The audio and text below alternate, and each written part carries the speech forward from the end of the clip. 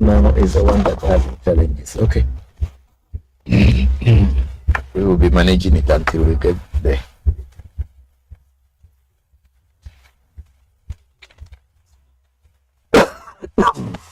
Okay.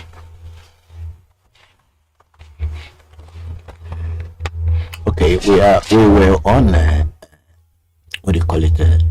TikTok. Yes. So now we let's go back. We have a use goddess queen. Is it Queen Mother? Use goddess queen. Queen. Okay, so I'm so sorry. Move the cursor from there. So sorry for that. Please get well for us. Thank you very much, my. Yeah, thank you. I'm grateful. Yeah. So let's go on. If there's anything, is there anything there again? Or we lost the whole first ones? I think it didn't start properly. So it's now.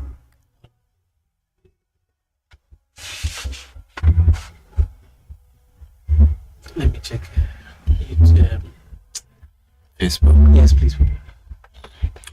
Okay. I think we have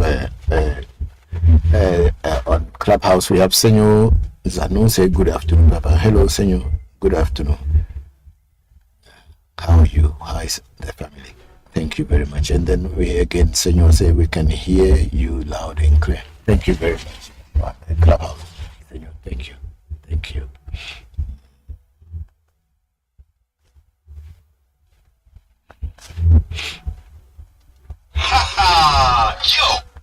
How do I reset the how are you? How is the YouTube is also okay. Okay. Yes.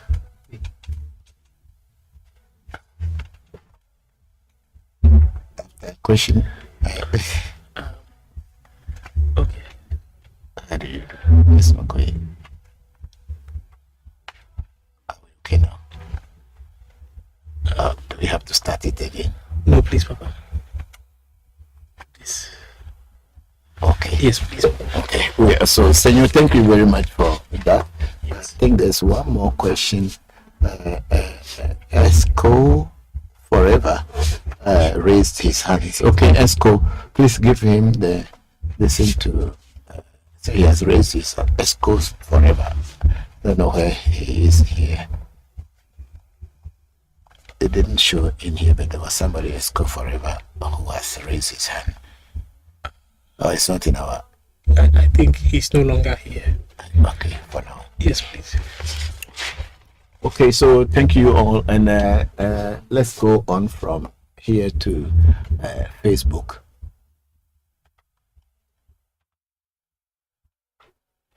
We have Amele Peglo saying "Passons s'il vous plaît." I don't understand that, but I think it's French. It's French, yeah, it should be. And then Amele Peglo said, "No sound, please." I think that's right. Amele, thank you for that alert, and please check again if there is the sound is okay. Let us know. Thank you very much. I'm grateful. I think then we have Monty Tell say no sound. Okay, Monty, how are you? Thank you very much. And then we have let's go. That's about 15 minutes ago. The sound wasn't coming. Okay, now Facebook too is gone. If there is it's okay. Okay.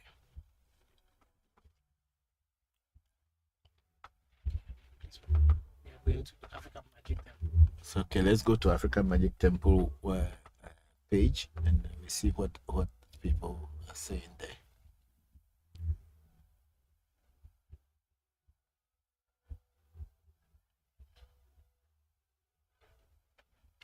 Okay, we have Heru Asakara Amin.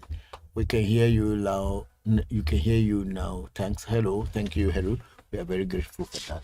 Then I have a D Ja. Say, sir, please.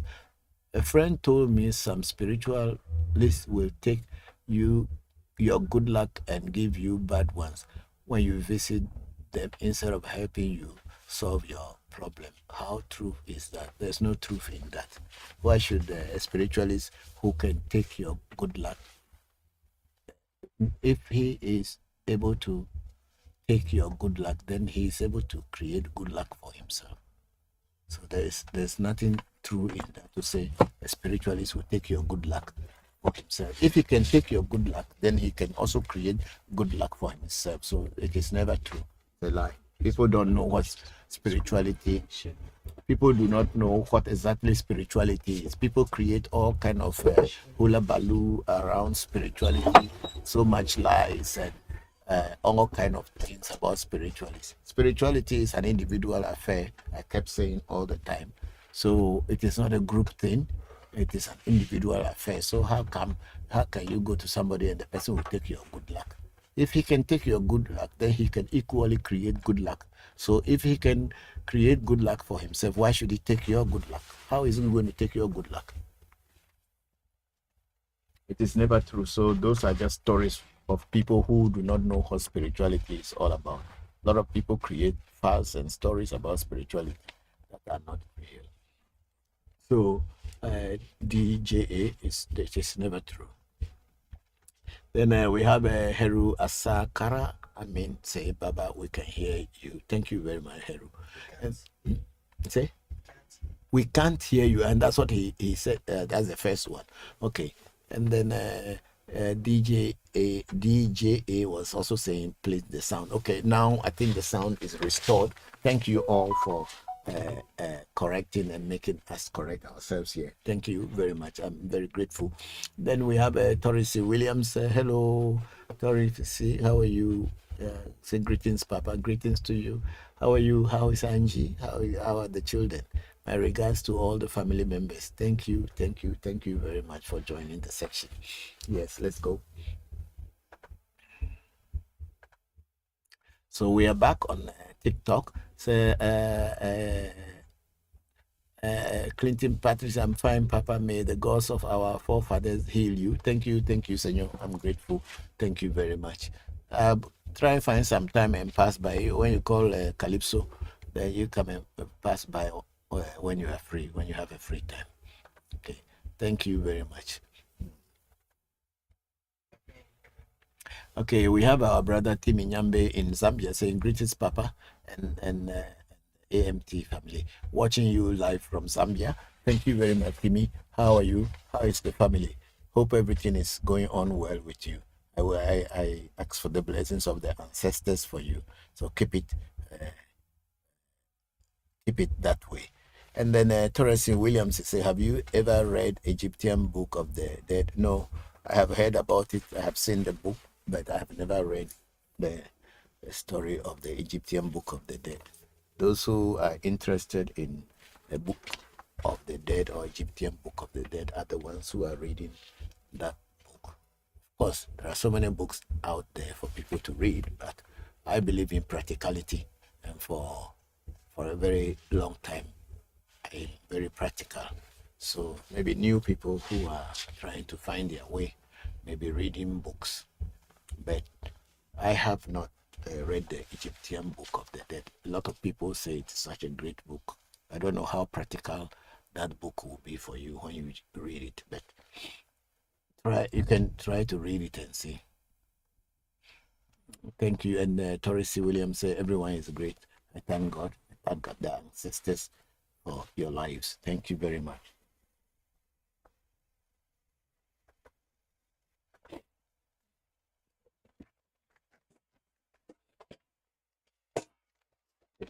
Inside this one. And we are having Timmy Nyambe Papa, the body cleansing bath with salt and charcoal. Is it to do it every day? Yes, if you want to do it every day, it's okay. If you want to do it once in a while, the reason why the body cleansing is maybe you are having some challenges and you don't know what to do. That's when we advise that people should take a spiritual bath. But the fact that you may not have the herbs, or you may have the herbs, but you don't know which herbs to use, because we live in different geographical zones, and it is not easy for me to tell you use this herb, use that herb. Maybe you may not find it in your geographical zone. So the easiest anybody can find is the charcoal and salt. The charcoal and salt is everywhere in the world. Even if you are living in Antarctica, you will have charcoal, you will have salt. So for this reason, I think it's the easiest. That's why we are recommending it. But I have already taught some herbs before, and those people who live in tropical zone, especially in West Africa, will be able to easily get access to those herbs. And I gave their names, and people also help to give their botanical names. So when you go back into our old distance where I was teaching herbs about a year ago, you will find them. Thank you, Timmy. And then Timmy said, we are doing fine, thanks. Okay, thank you. I'm very happy to hear that you are doing well. And then we have Michael James said, Lafia Baoni Baba. I'm okay. Thank you very much. Michael, we are in West Africa, but the country I come from does not speak Yoruba. We, what do you call it? Not the whole of Africa that speaks Yoruba. So Bawoni, Alafia Bawoni is a Yoruba way of greeting. Of course, I understand a little bit of Yoruba. That's why I can answer that means Bawoni, I am fine. Yeah. And how are you too? The Yoruba says, Sheda Dani, are you okay? So James, Michael James is saying, Baoni Baba, to you and your family, how are you? May our ancestors continue to bless you and other who seek wisdom, knowledge, and understanding and use to positive growth and development. Ashe. Yes, Ashe. Ashe to you too for that. Very grateful. Thank you very much, Michael. Very grateful. Yeah. So that's on YouTube. I think we are done with YouTube. Get it onto the other ones. Okay, we are back onto TikTok, and then we have Yao Glory say, I'm new here and want to learn more and get enlightened. Yao Glory, you are very much welcome to African Magic Temple's Revolution channel, where we teach about our traditional ways, our traditional spirituality. We talk about voodoo, and especially Ebe voodoo and Afa, which has roots in Yoruba Ifa. Thank you very much. That's all for now. No, I think Williams is there. Teresa is here. Oh, that's his last. Okay, thank you. So those of you on there's something here. I don't know what it is. It says somebody raised their hand again. X forever. I think is that Senor? Senor. Yeah, okay. Senor, you can ask your question now. I have seen that you are there.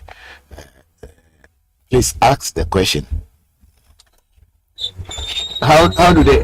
If Senor wants to talk, how do I do here? You can control from there, or I have to press this mic. Yes, please press.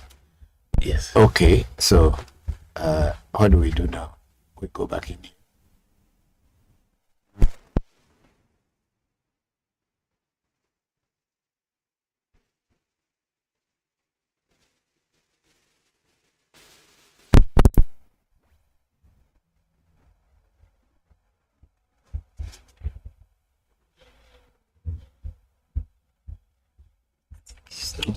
Okay, no problem. We don't have too many people at this time, so we will just hold on and we'll play some videos while I drink water.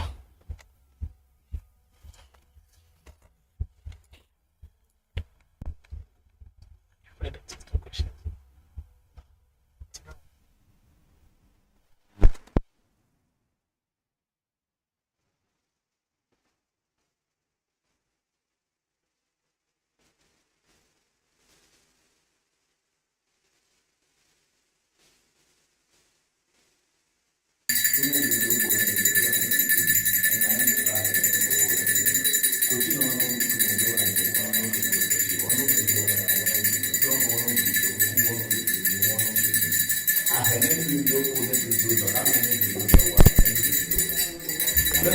it a society or temple of worship? Yes, it's a shrine, but it's not a shrine of worship. We don't do worshiping here. We are very practical and direct. We don't do worshiping. A lot of people are looking for a place to worship. We don't worship. That's the fact about African Magic. Our shrine is not for worshiping. Our shrine is for spirituality. Religion is where people worship. We don't worship at all. So, but we are located in Ghana. You can find our our numbers in our profile. We don't do worshiping like other people because we are not following religion. We are not practicing religion here. We are practicing practical spirituality. So there is no need to worship. What we can do to get our creator and nature spirits to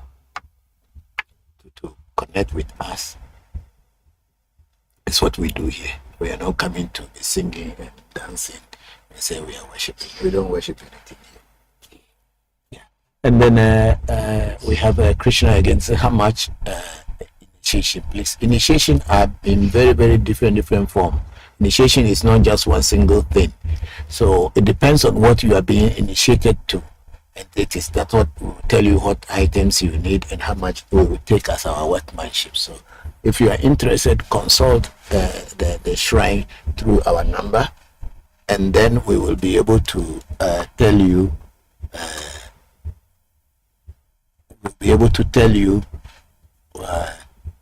what initiation, the price of whatever initiation is that will be suitable for you. But everything is initiation. Initiation is not just one thing. If you want to be initiated into this voodoo that is on my table, it has a different price. If you wanted to be initiated into this voodoo, it has a different price. If you want to be initiated into this Akpo voodoo, it has a different price. So it is not a general thing that initiation. That's why I say that we are not a religious people. We are practicing spirituality here. That's what African Magic does. We are practicing pure spirituality, nothing to do with religion at all. And then the God of Isaac said, "What do you do, sir?" We talk about African traditional spirituality and our culture. That's what we do here. And then Krishna went on, "Is it very expensive? Poor Toby, spirituality is not for poor people. I must be very frank and sincere with you. Spirituality needs money. So it is not for poor people. We are not religious people. You can go to church, they will give you baptism. You don't need to pay anything, but you contribute to the pastor every Sunday if you want. Spirituality is expensive. So if you want to join, you want to do spirituality and get initiated, you must work hard and get money. That's the truth about life.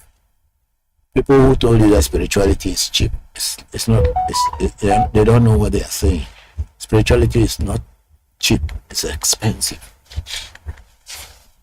Whatever we are doing here, we were also initiated by somebody at one time, and we paid for it. We are not just talking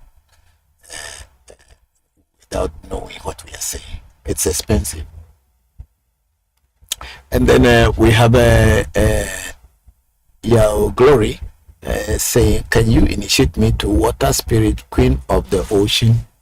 Yes, we can initiate you into whatever Mami Wata that wants to work with you, because we don't know which Mami Wata will want to work with you. So initial things first, you have to make consultation, and then with that consultation we will know what to do with you. I don't just initiate people just because they come and say, "I want to be initiated into Mami Wata or initiated into this."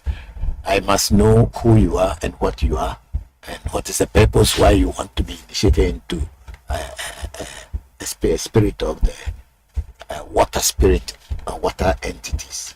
Yeah. Then we have Jerusalem 2023. Please, can you help to get my woman back, please? I don't know, because I don't know you and I don't know who your woman is.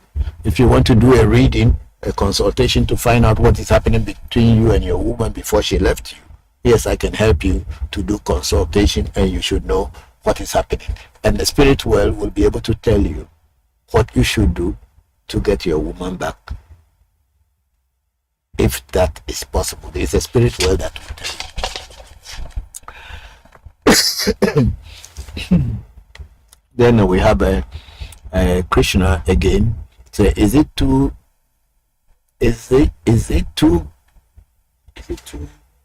good things? I think. Is it True. Is it to do good things or bad things when initiated? I don't know. I don't know how to answer that question for you, Krishna. I don't know how to answer that question, whether it is to do good thing or to do bad. What is bad and what is good? It depends on how you use your knife. If you have a knife, is the knife bad? Or you who is holding the knife that is bad? Think about it. Yeah, and then we have Glory again, saying, may I know the strings needed for the consultation? Please go into our profile. I had already mentioned it, that it is beef eater. This beef eater drink, 2 bottles plus 500 Ghana cedis. If you are living in Ghana, if you are living outside Ghana, our consultation is $165 US. Okay. You can type from there. Yes, please. Okay. Then and then we have Jerusalem. See this terrible thing. The fly. Enter in my mouth. Sorry. Hey. Sorry. Let me transfer. It's okay. This is what I've been trying to do.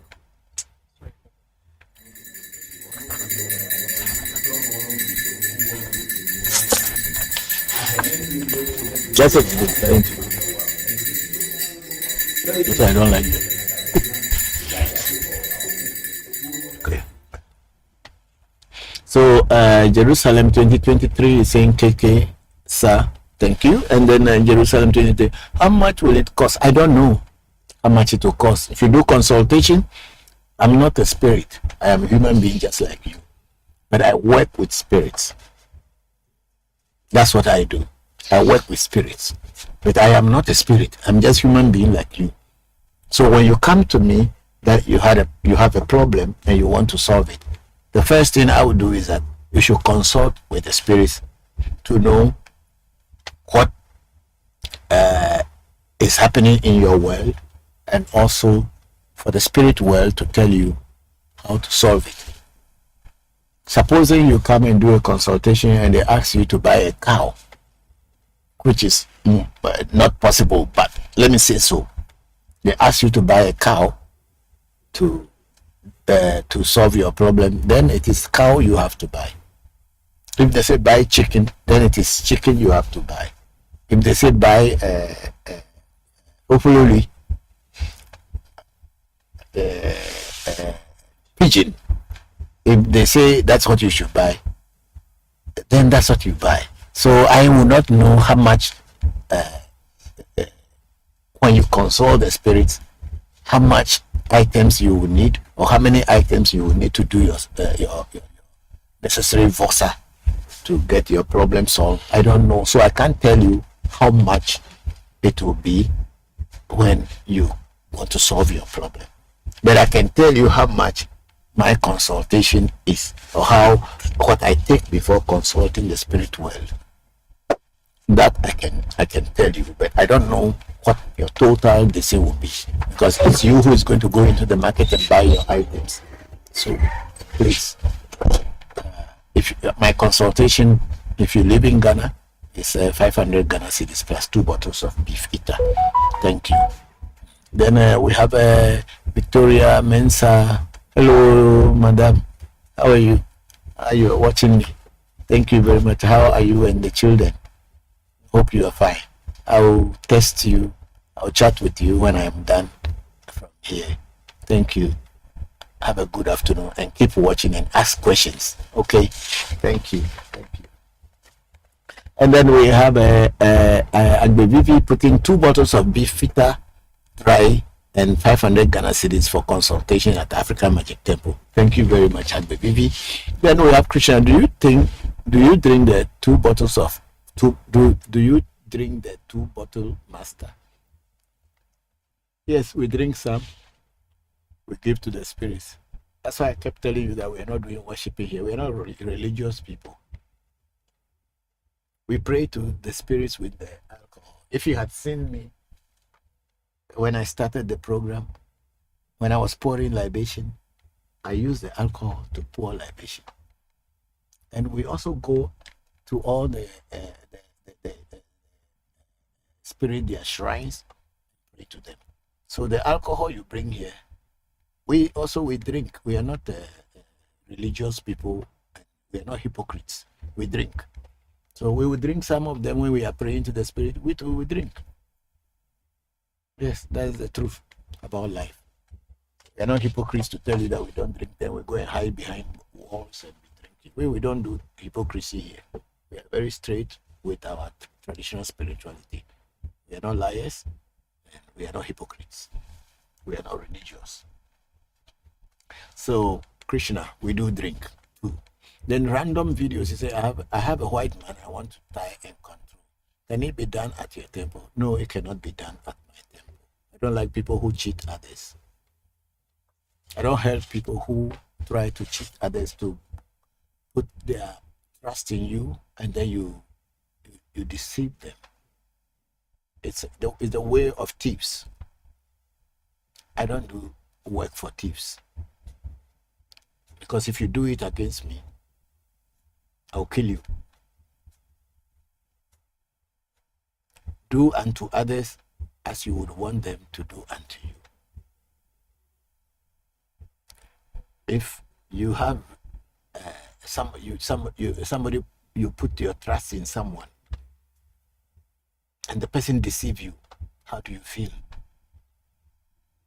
That's the same thing the person you are going to deceive will feel. So I don't do those things at my shrine. Let's move up. Is there anything up again? Or it's finished? Okay. Thank you. Okay, we don't have anything on YouTube either.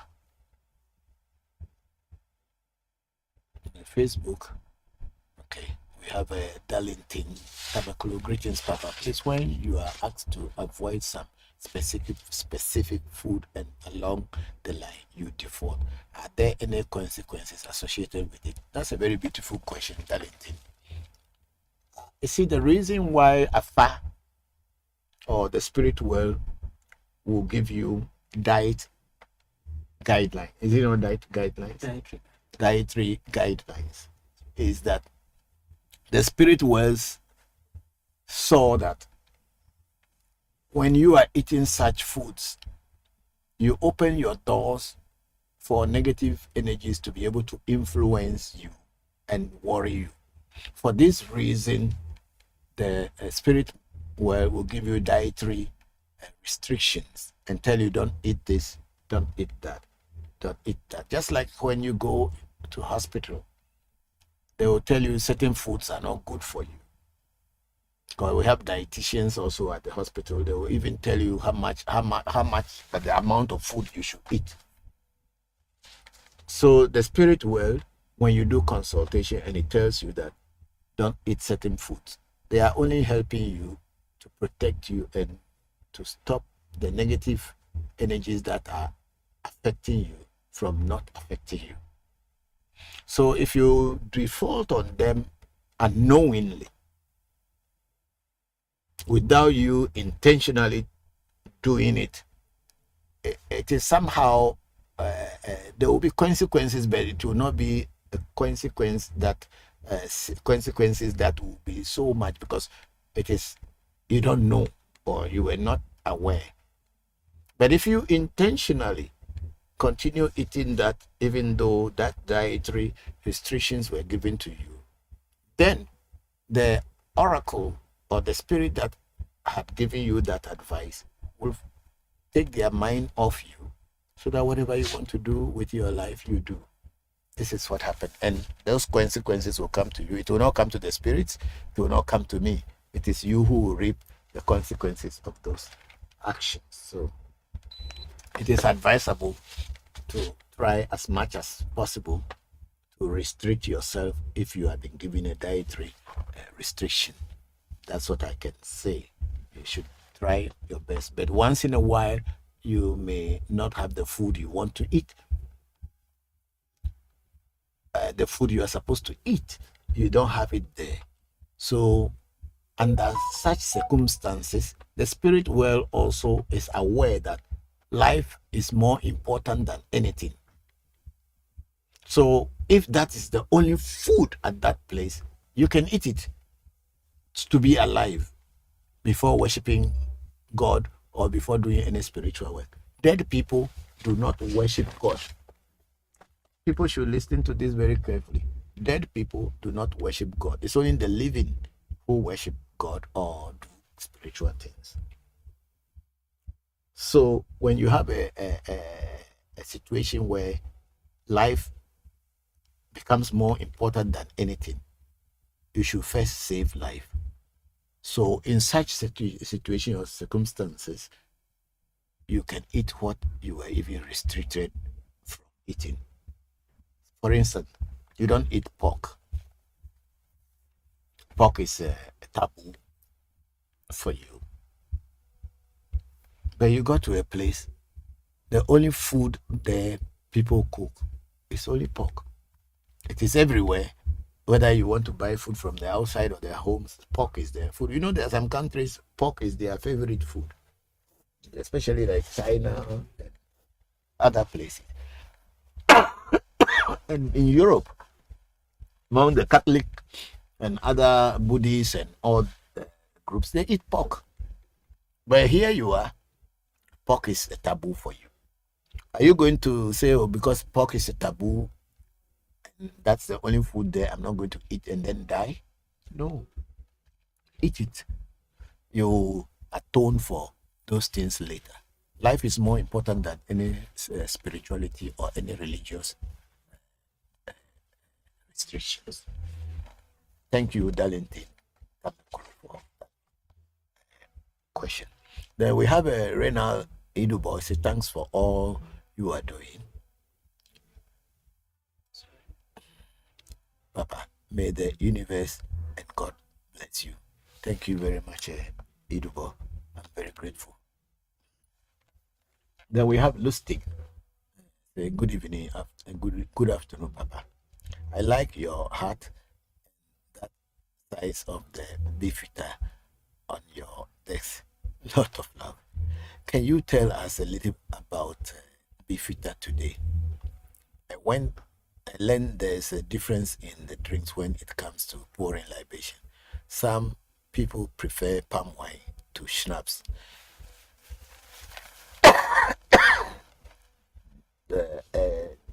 Some people prefer palm wine to schnapps. I can see you like beefeater. How true is it? Thank you.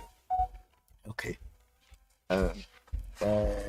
Lustig, you see, I had lived abroad for many, many years. And my spirits, my voodoos, most of them had lived with me when I was living abroad. I lived in India. I had once lived in India. I also lived in Thailand. I lived in Malaysia. I had also lived in Singapore. I lived in the Philippines. And I had also lived in Japan for many years. I lived in Japan alone for almost 10 years. I lived in Thailand for about 6 to 7 years. And in between these years, I lived sometimes in Singapore and Malaysia.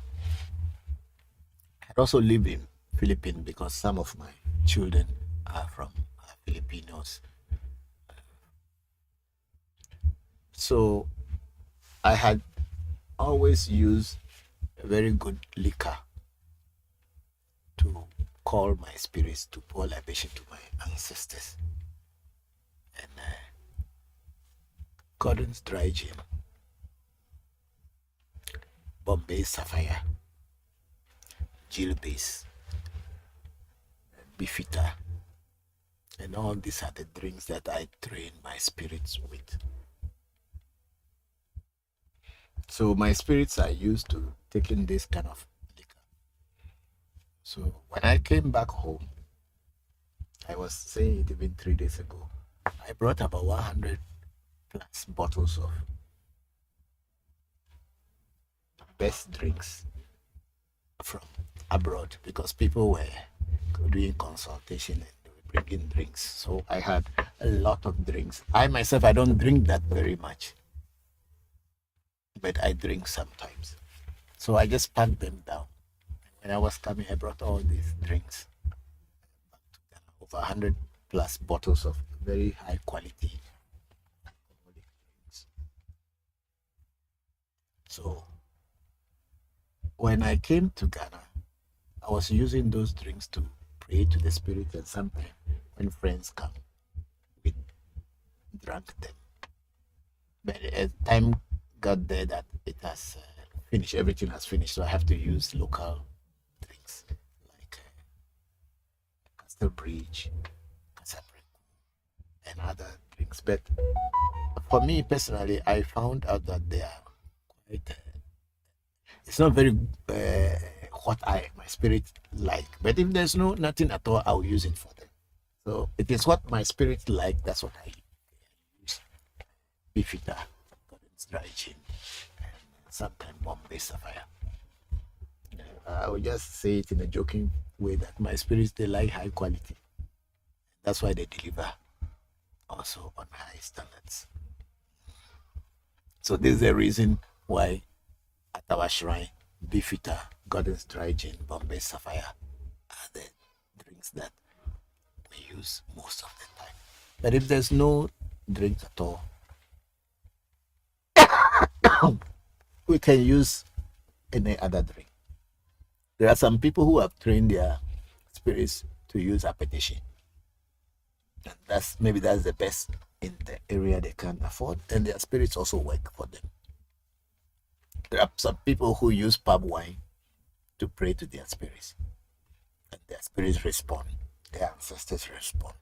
Even when we are doing ancestral feeding, we use palm wine and all other drinks that is local, because the ancestors, as they were living before, some of them might have drunk this local drinks, or maybe that's what they had drunk. So when we are doing ancestral feeding, we use all these kinds of drinks too, all the local drinks, including pito, asana, brukutu, and all the rest. So that's because I have trained my spirits with this, and for me, they have delivered over the years, and they are still delivering to people who consulted us or people who come we work with. It's continually going on. For this reason, I kept using Bifita for them. So when you have your voodoos or your spirits, you can choose what drink that you would want to use for them. And I believe strongly when you train them on that line, they will follow you wherever you go. So that's the reason. But some people also say that when they pray with Bifita, I'm not marketing Bifita because they are not giving me anything. I'm not advertising them. But some people also say that when they pray with Bifita, they see the response of the spirit differently than when they pray with the other types of drink. This is so it is you who has to try to see what your spirits will like and what the kind of drinks, and you see the response, and that response will give you answer to your question whether to use other drinks or to use the one that you see that when you give your spirits they become more active. The distilling companies have standards. Some have been there for ages. I think Bifita has been there since 18. London Dry has been there since 1820, and they are still since 1820. They're still in production, and the world still loves the taste of their drink. That means they have a very high standard. I wish that Beefeater Company is sponsoring me on this show, but they are not. But maybe somebody from Beefeater will hear me and say I spoke well about them. Maybe they'll come and sponsor my show, but I'm not advertising this, and because of the question you asked, that's why I'm trying to explain. Thank you very much, Lipstick, for that.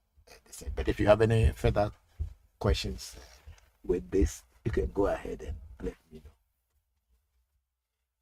Yeah, thank you very much. And then Renal Idubo say yes, more. Yes, more in Europe, eat more pork. Yes. So people in Europe eat more pork. So it is true. But then when you get to a place where people eat pork and that's the only food, please don't say because you are it's a taboo for you. You not eat it, because if you don't eat, you die.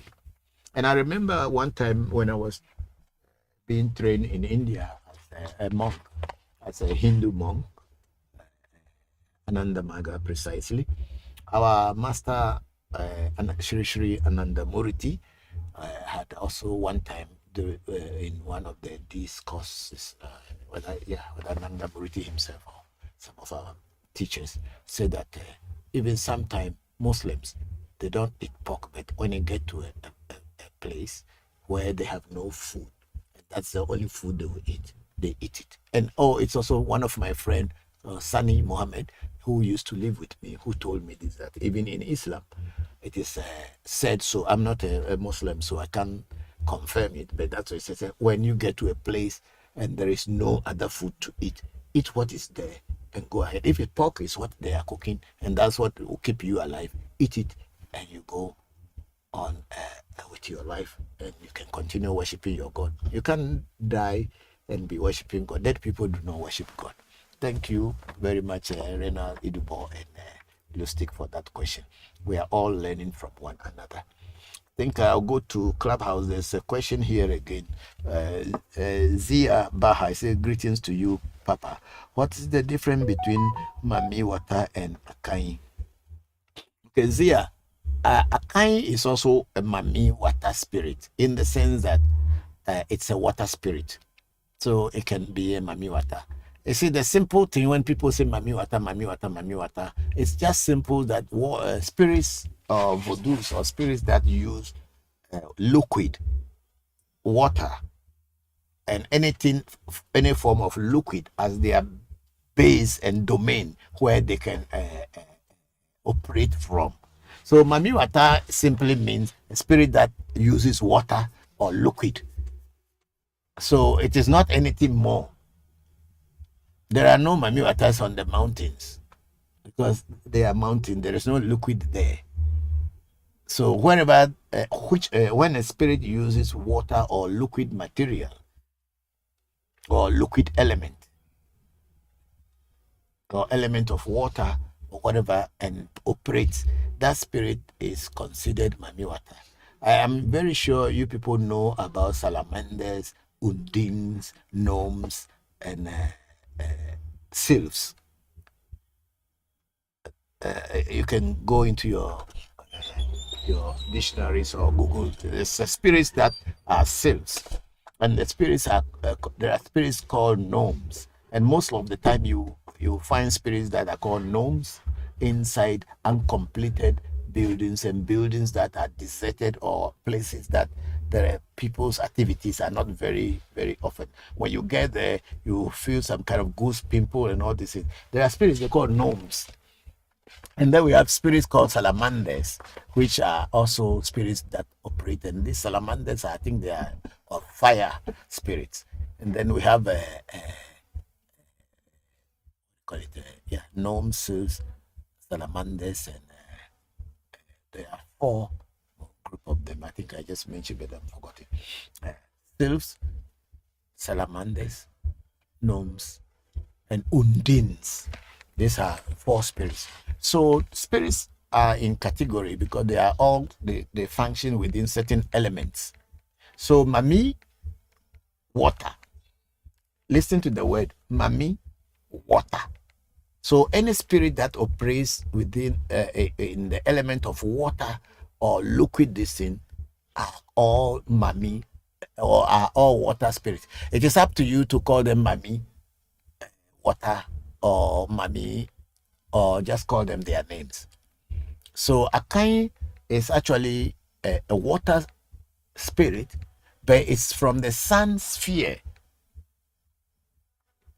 It's a water spirit from the sun sphere. So if we want to combine it, it's also a fiery spirit at the same time a water spirit. I had told you a story when I had a boat accident in Philippines. Akai came out of the water, push it, and our people in Ewe land sometimes they set Akai in water so that it can work for them, especially those people who are fishermen and all this thing. They will set Akai and then put it in water. So mami water or mami papa water or whatever you call them, if it is a liquid element spirit, it can be called mami water. So Akai can also fall into the groups of mami water, but I do not call my Akai mami water, even though it's a water spirit. So my answer to you, let me see where the question was coming from. It was from a clubhouse. It was a clubhouse. Okay, that's a Zia. Okay. Thank you very much, Zia. So that is what it is. Thank you very much. Then Zia went back. It's mami water. Excuse me. Okay, that's what it is. So Zia, any spirit that operates within the borders of water or uses water to manifest itself or makes its home in a liquid, that spirit is considered a water spirit. And you can choose to call it mami water or you can choose to call it whatever name that the spirit gives you. I have so many pots that are in my house, are all water, and they are spirits. Each one is a spirit, but they operate inside water. And so we pour water into the pots and we do the rituals or necessary vosa, and the spirits they work for people and work for us. Even if we are in danger or having a serious situation, there's a spirit, it's a water spirit. We put fire inside, charcoal inside, and then when we bath it, whatever is chasing us. So that spirit is a water spirit, but sometimes it has fire, has to be added to it in order to activate it. So Zia, spirits that operate inside water are called water spirits. You can choose to call them mami water, or you can choose to call them whatever you like. So Zia was saying thank you for that question. Thank you so much, Papa. You are welcome. Welcome, everybody. You are welcome to the program. Yes. Let's go on. Questions now. Now we have Sila Ameji, my in-law, my daughter-in-law. Good afternoon, Papa. Hope you are doing well and everyone else. Please, is it true that when pouring libation with corn, flour, water, each hand use is missing? True that when pouring libation with corn, flour, water, jachi, each hand used in mixing the flour in water has a meaning? Yes, there is. It has a meaning. There are some spirit who, when you pray to them, you use your left hand to mix the corn flour. And there are also some of the spirits, the voodoos, when you are praying to them, you use the right hand to mix the corn flour. My teachers taught me that Baba Legba, or Legba, as always call it, when you are praying to Legba, we usually use the left hand to mix the corn flour. And when I'm praying to Afeli and the ancestors, I use right. Sometimes I use both hands. And when you are praying to ancestral stool like Togwe Zikpi, Togwe Pupu, when you are praying to those, you use your right. Those are the ways that I was taught. But each teacher is different from another teacher. There may be some teachers who will teach you that just use your right hand and do all whatever you are doing. And if you are using your right hand and everything is okay, why not continue? But and then some teachers may tell you, oh, it is left hand that you are supposed to use. If your teacher taught you to use a left hand, then use left hand. If they ask you to use right hand, use right hand. But in my case, my teachers taught me that for certain kind of voodoos or deities or entities, I should use left, even to pour libation. And then some, I use right. So it depends on your teacher, whatever they taught you. But I believe very strongly that any hand that you used in praying, it's accepted by the ancestors. But if you want to be specific, then ask questions from the teachers and they'll tell you. So for me, I use left hand to pray to ancestors, and then I use right hand to pray to voodoos. And when I'm doing mixing the corn flour water, which is jachi, a jachi, where when I am doing it for legba, I use my left hand. When I'm doing it for apeli, I use my. This is how I was taught, so this is the way I follow. Thank you very much for that very beautiful question, Sila Amechi. Please, we're going to African Magic Temple. Okay, let's go to African Magic Temple.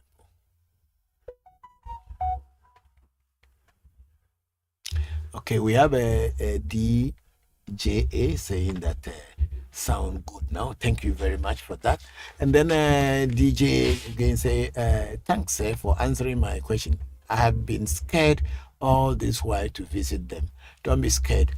If any spiritualist is a real spiritualist, will do well to protect you and to teach you. But there are so many people who are on social media who doesn't know anything about spirituality. But they think that once you say you are a pastor, a lot of people start respecting you. And if people even have a weapon, they drop those weapons because you say, I'm a pastor.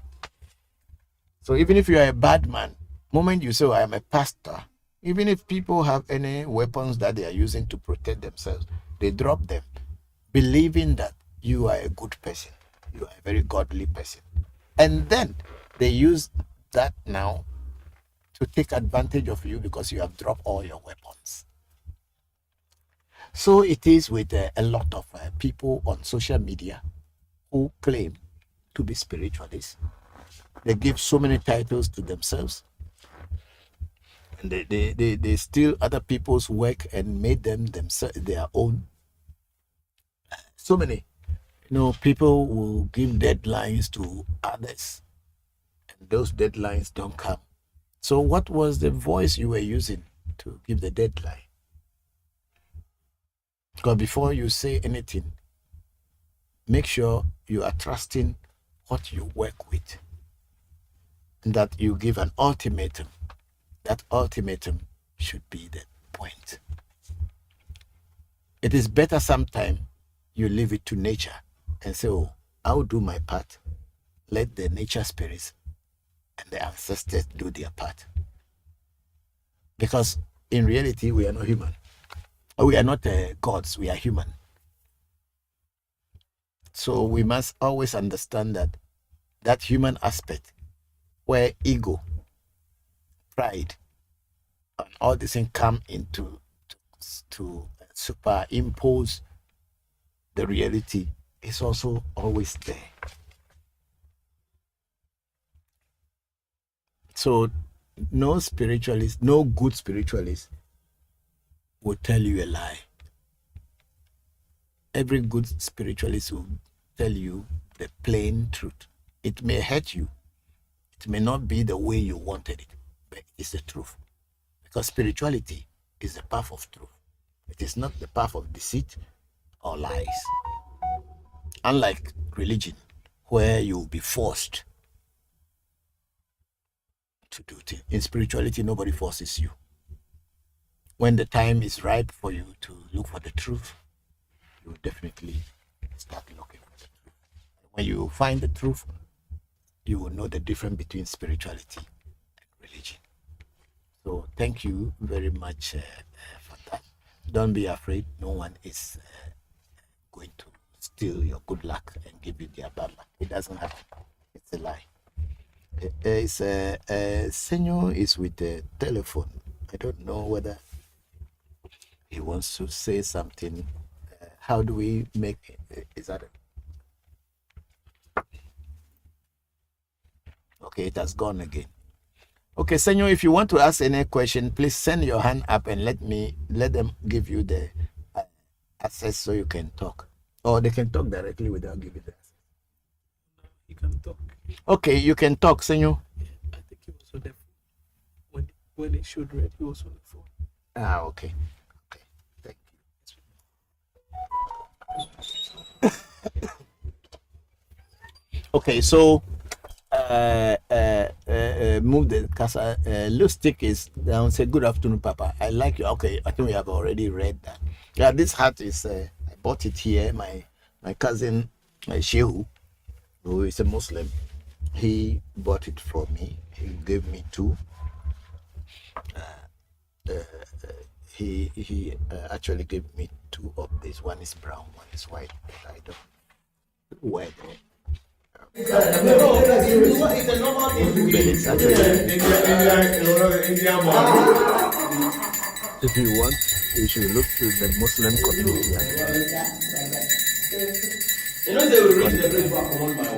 Say that girl, I must do that to her. What is it? Now we need money, women with money, not any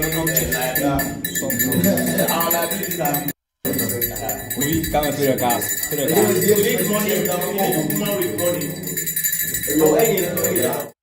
I like that. And, okay. DJA, so when you are initiated, can you get access to the deity anytime? That's all initiation is about. When you are initiated, you are now introduced to the deity and the deity introduced to you. This is what initiation is all about. So that you can now have access to that deity within you. Because when you are initiated, you will be given the incantations that will invoke that deity at all times and at all places. That's why I was saying earlier, and many times, that spirituality is an individual. It's not a group thing. It is you and the deity that has been introduced to you who are working, who are partners, who can now communicate with each other. So in initiation, that is what is called initiation. To be introduced to the deity or to a voodoo or to a spirit or to an entity that can associate with you and work with you and be with you wherever you go. So that is what initiation is all about. Initiation just simply means introduction to a spirit or to a spirit world. So DJA, will consultation reveal all your problems so it gets solved? No, consultation will not reveal all your problems. What consultation does is you will ask the spirit well, even in your own privacy, not necessarily the person who is going to do the consultation for you. You ask your spirit well, what is bothering you at the time? Or what had been bothering you before? They give it to the oracle. The oracle will now go behind the scene to look for you in the spirit world as well as in the physical world. When the oracle comes back, it's going to come back and tell you the things that are your challenges and what you should do about them, especially what is blocking you from progressing or developing. So sometimes the things that you say or said on your money before the consultation, everything will fall in place.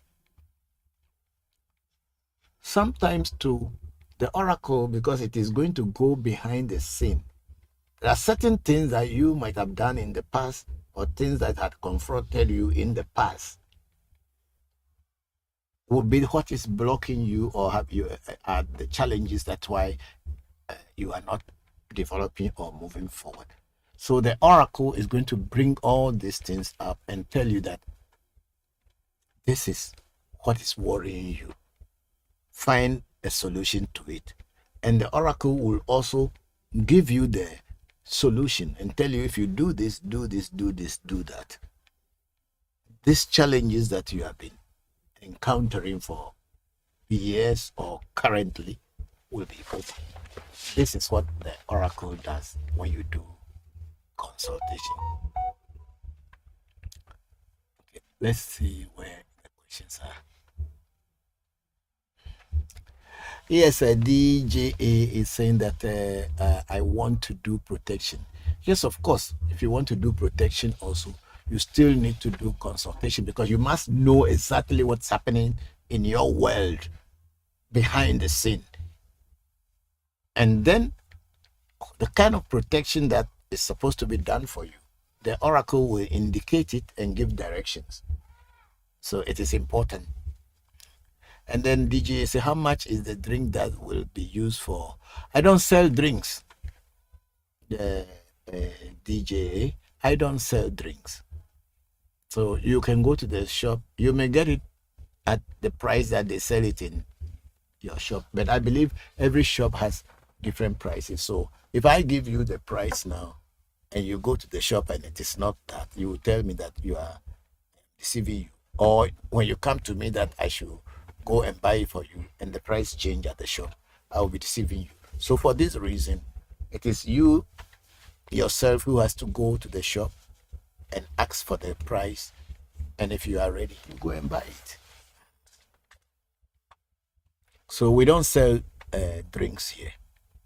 We also always go to buy them in the shop. Yeah. So some days it is cheaper, sometimes it's higher, depending on the availability of the drink. So like that one, or it's not like it.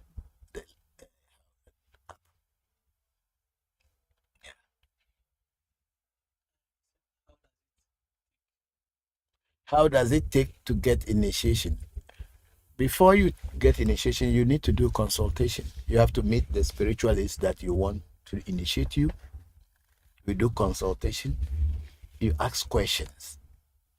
And then when the questions are answered and you are satisfied with the question and the directions are given to you, when you prepare yourself, you can come for the initiation. There are certain initiations that take just few hours. There are some initiations also take 3 to 4 days. There are even initiations that take 7 days, and some even take 16 to 20 days. It depends on what you are being initiated into. That's why consultation is important. Sometimes you may come and say you want to get initiated into some voodoo. And the reading is done, and the voodoo said that no, you cannot get that initiation. There's nothing you can do than to accept it. And the voodoo knows why they say you shouldn't get initiated into it. Marina, you ready to go, and I'll call you back.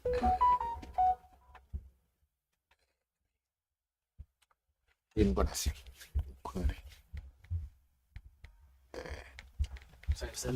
Sanitizer covenant. Yeah.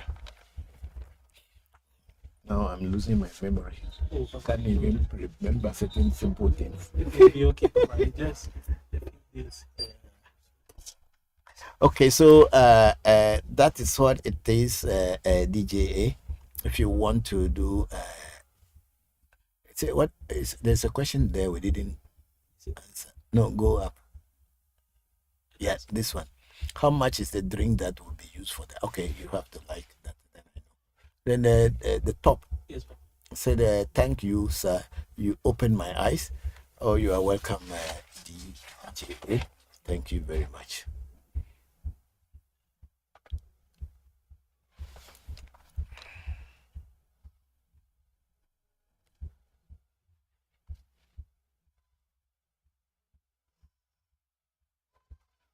Okay, we go on to that's a YouTube.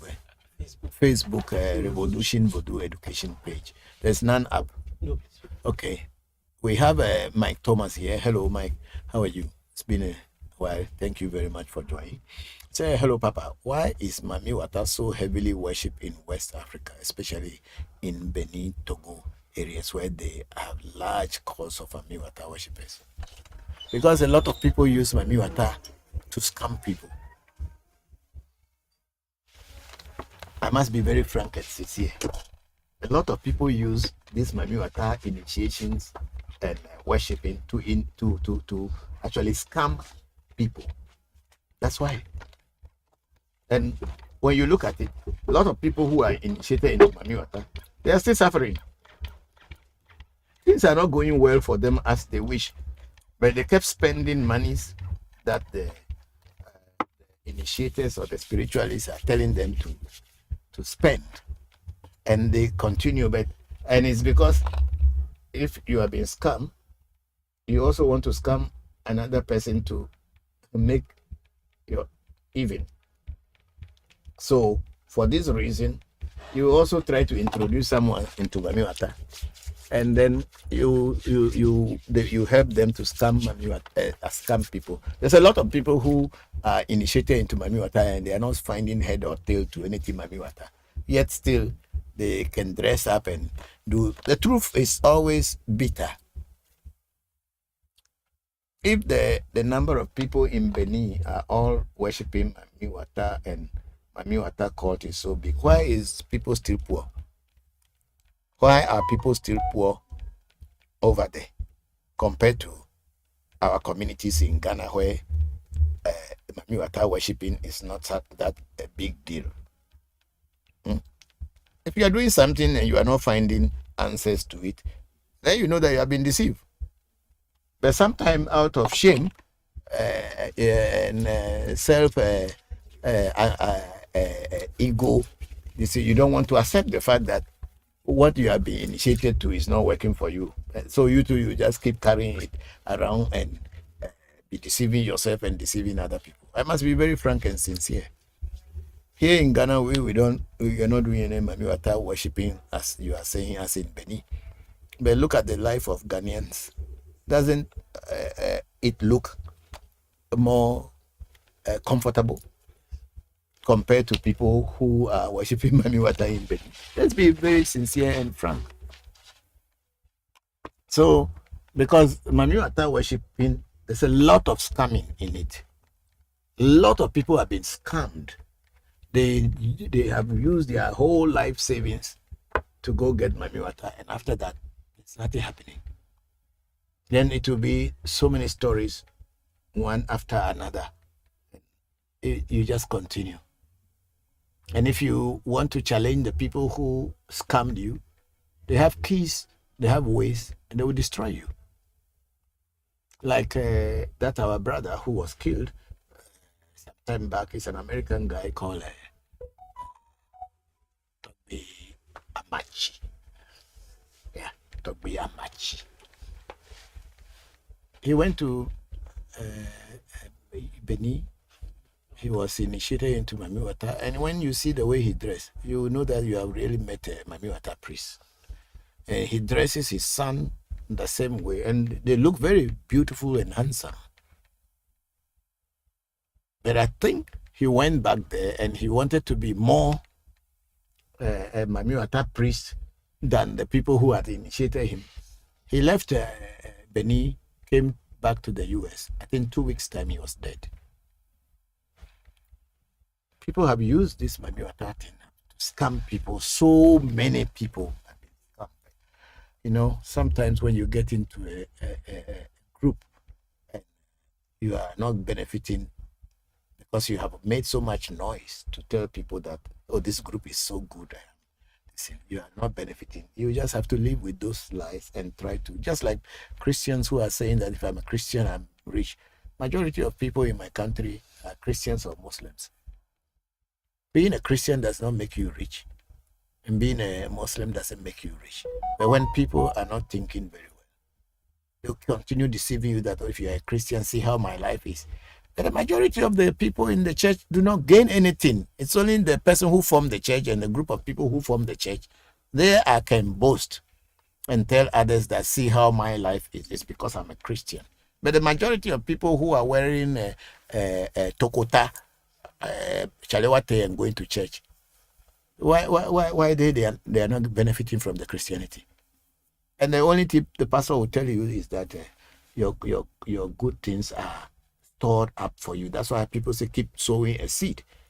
When you die, you go there, you will enjoy. But the pastor and his cohorts, people who form the church, they are not waiting to go to heaven.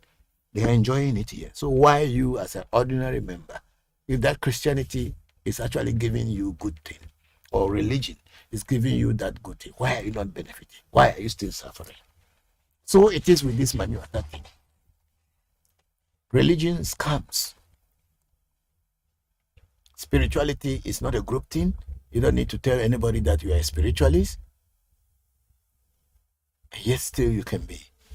Your inner self and the world of the spirit can be assisting you, and you go into your daily life. You don't need to dress up in any special way to prove to people that you are practicing some or working with some spirit or not. It's not the way you dress that makes spirits to work with you. Maybe on occasions you may put up certain medicine to lift up your vibration so that you can deal with certain kind of deities. And so anyway, people have been scammed. That's why it is very many people of that large community. If you go to see them, are they rich? Those people who all say they are mommy, listen, do they have money? But Mike Thomas, you will tell me, because me, I have not been to Benin to watch those Mami Wata worshippers yet.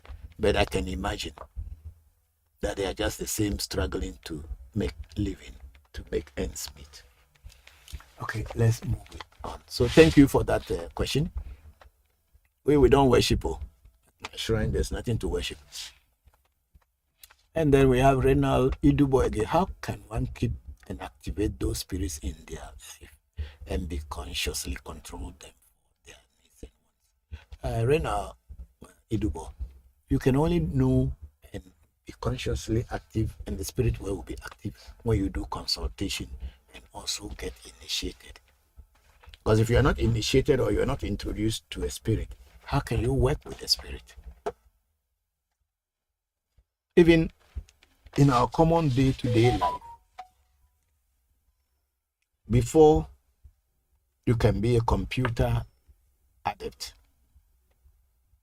or to know computer, you need to go and learn from somebody who knows it more than you.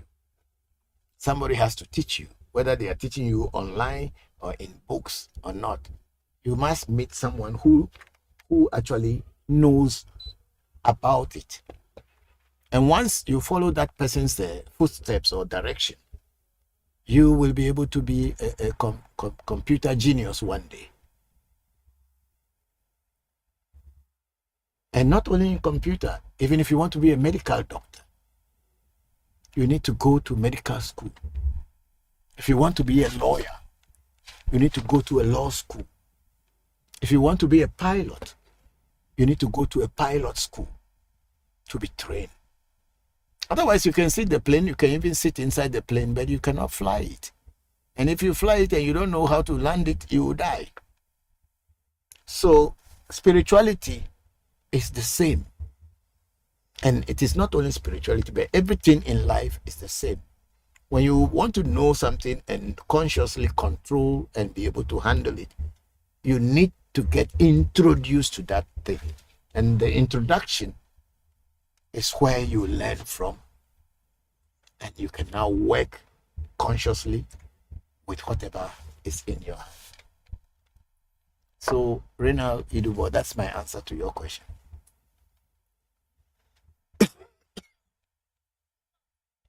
Then we have a lipstick again, Papa. Thank you very much for telling us your story in answering my question. I can't believe you have lived in all the spiritual nations in the world. Leave it. Some people have problems. No, it's my phone that is ringing, but if it's ringing, it will be ringing inside the JB. So let me put it somewhere. Telling us your story in answering my question. I can't believe you have lived in all the spiritual nations in the world. Papa, I have a second question. Is it true that when you use alligator pepper for spiritual purposes, it works faster? I learned it makes your mouth or words heavier when talking. And also, you have to bury the alligator pepper for 3 days before using it if you really want to get results. How true is it? We are all learning. I'll ask the question if people are not asking some lot of love. Thank you for that question. Yes, alligator pepper is very powerful in African traditional spirituality, especially in Voodoo and in Afa and Ifa. We use alligator pepper to introduce spirits to people or to initiate people into a particular deity or entity or voodoo or spirit, as you can call it whatever you like.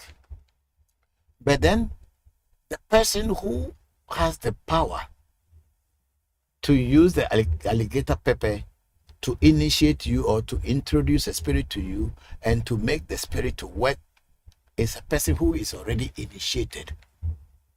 It is not just anyone putting alligator pepper in their mouth and start talking and spirit world will listen. First, you must be initiated to the spirit. And when you are initiated into a spirit or you are introduced into a spirit, the spirit's incantations and the spirit's doings and whatever spirits it is will be told to you. So whenever you are now praying and you put alligator pepper in your mouth, because you and the spirit are now conversant with each other, when you call the spirit will know that you are the one calling the spirit. And then the alligator pepper actually makes your mouth hot. But even if you are not initiated, you can't. If you are not initiated, you can't call a spirit with alligator pepper and it will answer you, because the spirit doesn't know you, and you too, you don't know the spirit. But it is alligator pepper that we use in initiating people, because the initiation involves the spirit's incantation as well, or the spirit's name and what the spirit does. It's all in its incantation. And when it is given to you, then now, I think somebody at the gate. So, yes, it is alligator pepper, but you must be initiated before. When you use it, you get results. Without you being initiated into a particular spirit, you cannot get results when you use the alligator pepper. What is this? Yes. So, Lustig, that is the answer to your second question.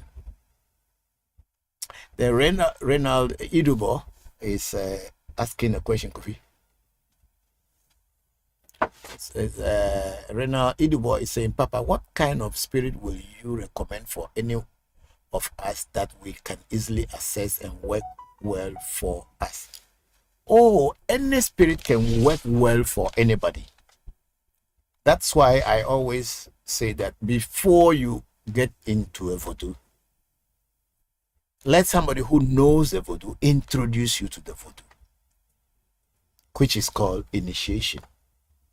So when you are introduced to the voodoo or you are initiated into the voodoo, but before then, of course, consultation must be done to find out if this voodoo is okay for you or it's not okay for you.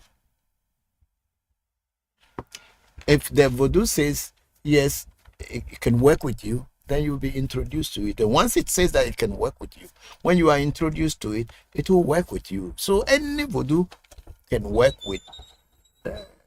Is there anybody there? Any voodoo can work with you if only you are introduced to it properly. So I can't say here that, okay, this voodoo is good for you, because we are all different. We all have different destinies. So it is through consultation or reading, that is when you will know whether a voodoo can work for you or can work with you can partner with you or not. It's not something I can say in the world that's okay, Renal, this voodoo is good for you, because personally I don't know you. And you have also not done any consultation with me whereby I know that this is you. So I cannot tell you that, oh, this is the kind of voodoo that you should work with. Until you do consultation, then we know what kind of world you are in now, what kind of things that are around you. Then we can say, oh, this kind of voodoo can work for you. Because there's something the Aves called Taji voodoo. Means there are certain voodoos or spirits or entities or deities that came into this world with you when you were born. You don't know them. I don't know them. It is through consultation and initiations that these voodoos will show up that, oh, when Rena Idubo was coming into this world, we came with him or we came with her. So now that we know those voodoos that has come into the world with you as an individual, that's why I say spirituality is an individual affair. We are all not the same. We all not do the same work. Then, if, for instance, if it is the hunter's spirit that has come into the world with you, which Yoruba call Ochosi or Ososi, is the one that come with you into the world. Then when you are introduced to such a deity, it works fast for you because it has come with you and it is in your Ori. It's your head spirit. It is your Ori. That's why when people always say Orisha, Orisha, and they are only talking about Baba, what is that spirit, the white one? Baba, oh, Babalue is a Anyigbato. No, there's another one that is very common. It's a common Yoruba spirit. A lot. That's the one who wears white and all this. No, Shango wear red. There's this one, that woman who came and put the eyelashes white like that. Okay, please, it's Obatala. Obatala. See, we in Eve Afa, we don't have anything called Obatala. We don't have it. But a lot of people who have been initiated in the diaspora, most of them say, Baba Legba is my head spirit. Baba Legba is, Obatala is my this. And people say Shango. And some people are not being initiated, but they say oh, the Shango is their spirit. So they wear necklaces and all this thing. They work all kind of bits. They have not even been initiated. You can never know your head spirit unless you are initiated. Because during initiation, whatever spirit came into the world with you, they will show up. In a normal consultation, they don't really show up because it's just a consultation to solve current issues or issues that are bothering you or challenging you.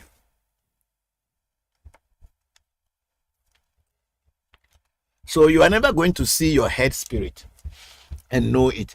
So people who have not been really initiated into Afa, but are telling people that, oh, it is Legba is my head spirit, Baba Luaye is my head spirit, or Obatala is my head spirit. Sometimes in our Afa, we look at them as if they don't know what they are saying.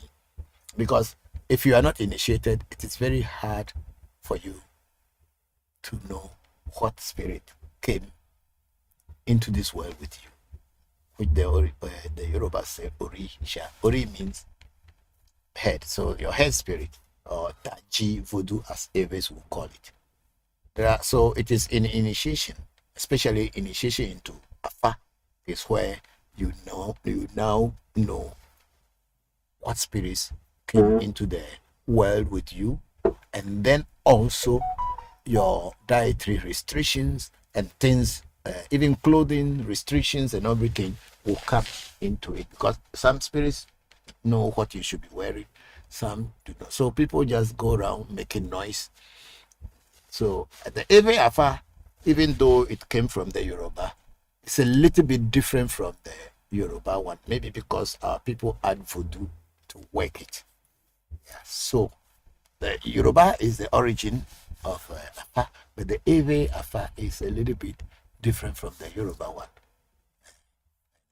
It works for us very well.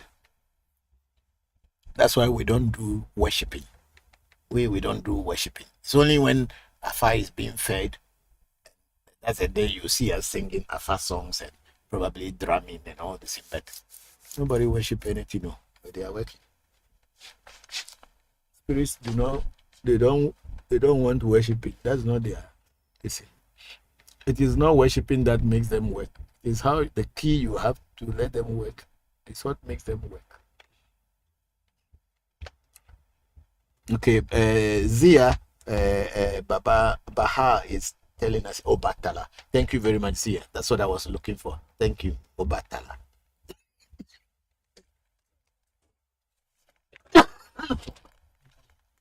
This cold and cough wants to worry. It's okay. It's okay. Don't worry about it. It's okay. We are human. We are not spirit. Yeah, we are human. So humans get sick. Yeah, so we are not gods. So people who are hypocrites, who when they get sick, then they start running away to not to show themselves because they are sick. So those are hypocrites and scammers. If you are sick, it is natural that people get sick. There's nothing wrong in getting sick. So Idubo, that was my answer. It's a very long way to answer it, but I hope you understood what I was saying. Then we have our sister, Kadi Fisher. Say greetings, Papa and my AMT family. Thank you very much, Kadi. How are you? Thank you very much. And Kadi is saying, I like the new set. Yes, we are every day improving on our work here so that we can come to you in a very good way. Because beside the house, the next door, they have now put up what do you call it? A restaurant and pub. So every time they are also playing music to attract their customers. And when we are doing our live, their music is actually coming in. And sometimes we play certain videos and YouTube and other people alert us that we are using other people's music in our work. I remember during the last Afa initiation, some people were even making joke of us that we were using Christmas songs for our Afa initiation because there was a background music which was singing for the Christmas songs. The truth about it is that we don't use anybody's material to do our work. But because of the path being there, we cannot stop them from doing their business because we are neighbors and they need to do their work. We too, we are doing our work. So for us, we try to find a way to curtail, contain the sound, outside sound. That's why we build a studio and we are transmitting from here. Even though the noise can come, but it's not as before. We are still trying to put more foam sound protectors so that we don't have any sound in it at all. This is what why the new. Thank you very much, Kadi Fisher. We are very grateful. My regards to Sam and the whole family. Then Rena Idubo is saying, thanks so much, Papa. Thank you too for the questions. When you ask me the question, I will answer. And then Kadi Fisher also tried to get me. The name is Obatala. Thank you all for the contributions you have given to me. I'm very grateful. And the Rena Idubo on Revolution for Do Education is Facebook say, I am sure everyone knows little about his or her ancestral history. How come some spiritualists will be telling us something different that we are not aware of the family? Is it the consultation, let's see, that tell so much different things that doesn't relate from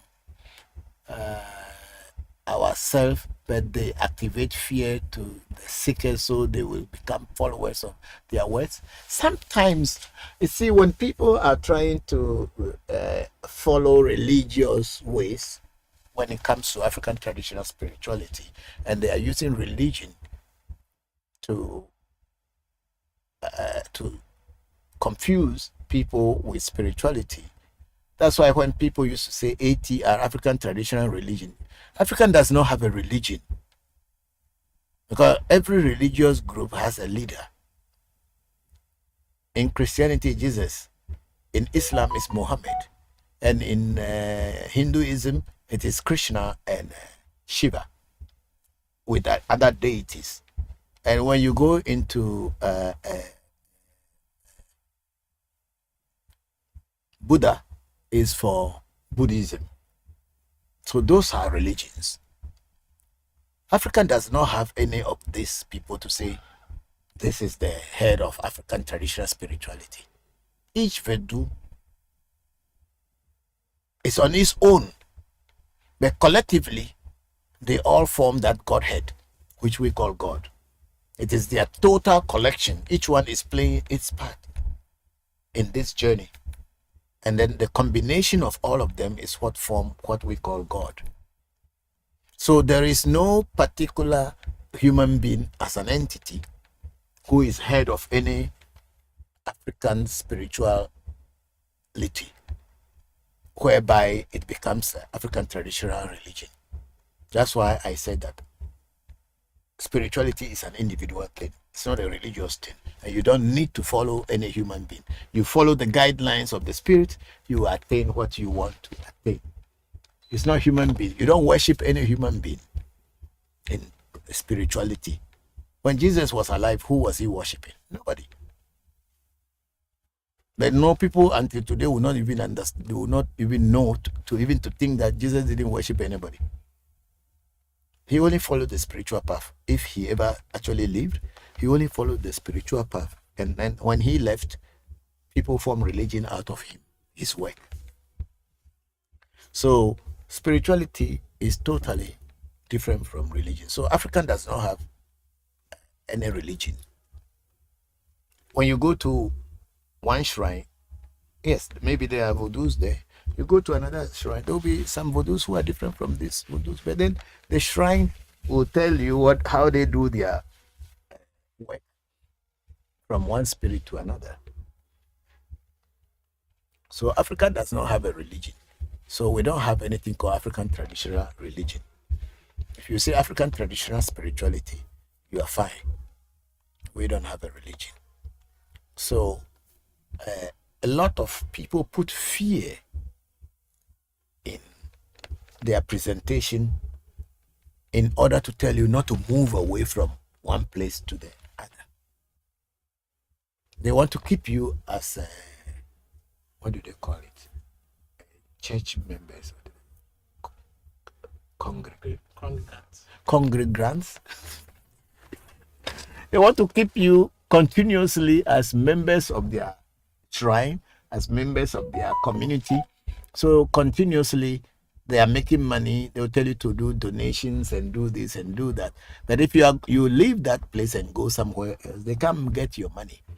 So they must put fear and things into you to intimidate you, because religion intimidates. That's what they do. They get people through intimidation by putting fear factor in them. If you die, you go to hell and you'll be burning inside fire forever.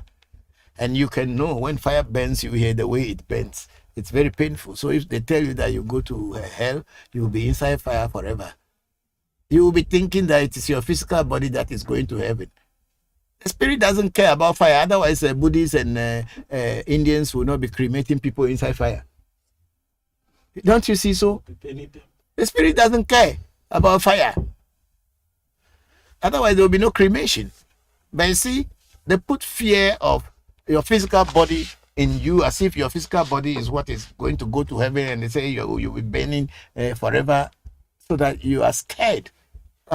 I'm going to burn forever, so let me just remain here, and then when I die, I should not go and burn. I, who is here, even I'm a traditional priest. When I die today, I had already told my children to cremate me. I have my reasons. It's private to me.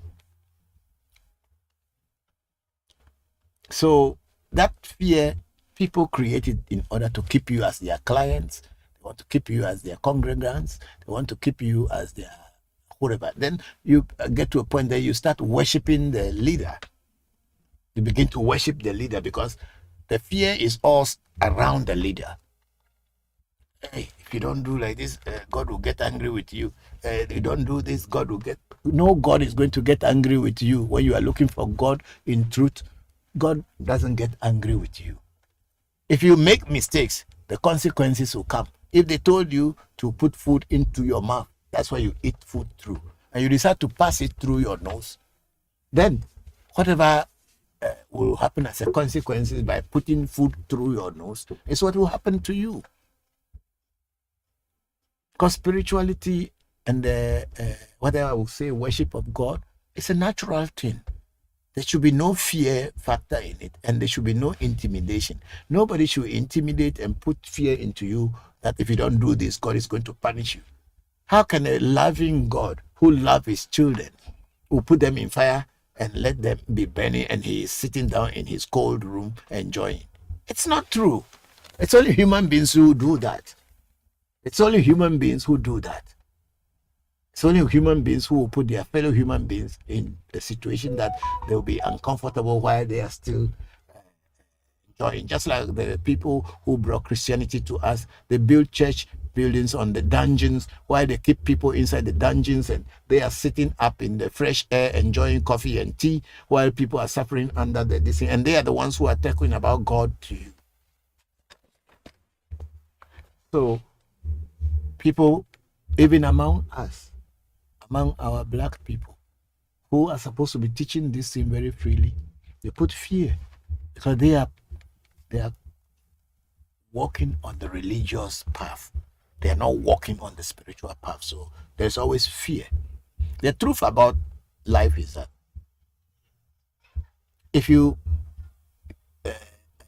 take a knife and you cut yourself, you are supposed to be cut, and blood will come out, and you will be wounded, and you suffer, you will feel pain. So knowing this thing, and you decide to cut yourself, you feel pain. Unless, of course, if there's a power given to you that you can use knife to cut yourself, but it will not cut, then you are secure.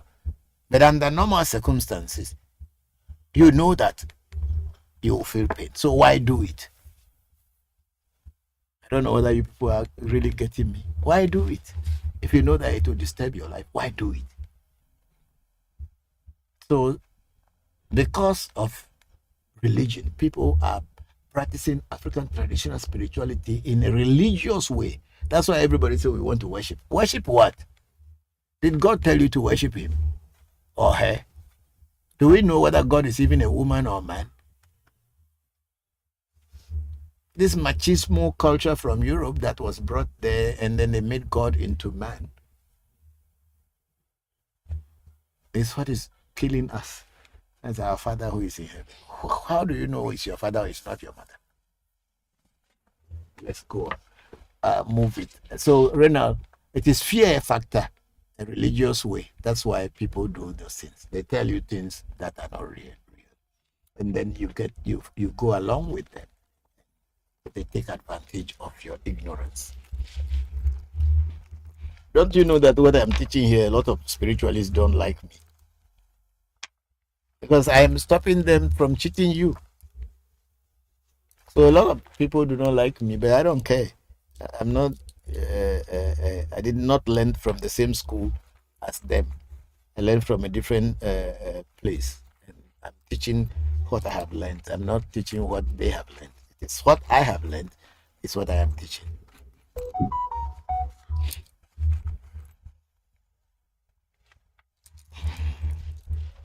Okay, let's move up and see if there's a... Okay, Henry Hansen. Say, where's hello, Papa? Hello, Henry. How are you? Good to see you as always. I'm late a little bit, but I hope you are fine and the family. Oh yes, Henry, I'm good. And how are you yourself and the family? I want to know how the family is and how are you yourself. It's important for me. You know what I mean. I want to know. Thank you very much for joining the section. You are not late. We always have it recorded, and you can always go back to listen to it. Thank you very much, Doc. I'm grateful. Let's go up. You are changing. Okay, let's go here. Okay, we are now on YouTube, right? Oh, it says Facebook still. Revolution Voodoo. Yes. Okay, so we have Sadiq Mabel Jan. Papa, please, good evening. Hello, Sadiq. How are you? Thank you very much for joining the section. I'm grateful. Hope you are fine. Hope family and everybody is doing well. I'm grateful. Then we have Van Terico here. Hello, Togbe. Sorry, please. The questions, Are plenty. the order has changed. Let me fix it. Sorry. Oh, I can read it this way too. We already read. This one we haven't. Oh, okay. Sorry. I thought we had read it. Oh, we see the jump from quite this one, yeah. Okay. So Henry Hansen say, Papa, I'm doing fine. As the days going by, thank you for asking. Thank you too. Then we have Van Terico say, hello Togbe, good to see you. Yes, there are some Mami water scams, as you say, but there are also plenty of real Mamis priests in Benin that have been studied by cultural anthropologists. In Benin, they even appointed a supreme chief of Mami Wata who patrols the cult with the power to shut down any bad actor. I wanted weigh in after hearing you answer a previous question on the subject. Okay, yeah, of course, there are people who are real Mamiwata people. I'm not saying Mamiwata generally is a scam. That's not what I'm saying. I'm just pointing out that there are people who are using this Mamiwata to scam others. And they draw people towards it because people initially believe that when you follow Mamiwata, you become rich. And this is why most people like Mamiwata Mata, because when you are following Mamiwata, you should be rich. But then there are so many scammers. I have even had a student that came from Canada to Ghana. She had been scammed, I don't know, for months or years. Mamiwata was made for her. She wasn't seeing anything, but they told her to be pouring one bottle of gin every day for the Mamiwata to work. And they gave her plastic fruits. They put back in a big bowl. She put on her altar. Nothing was happening until somebody spoke about me to her. And she came. She paid the monies that we charged her for initiation. We initiated her. And I think since that time, she had been seeing progress in her spiritual practice. So there are so many scammers using this Mamiwata scamming people. That's what I'm talking about.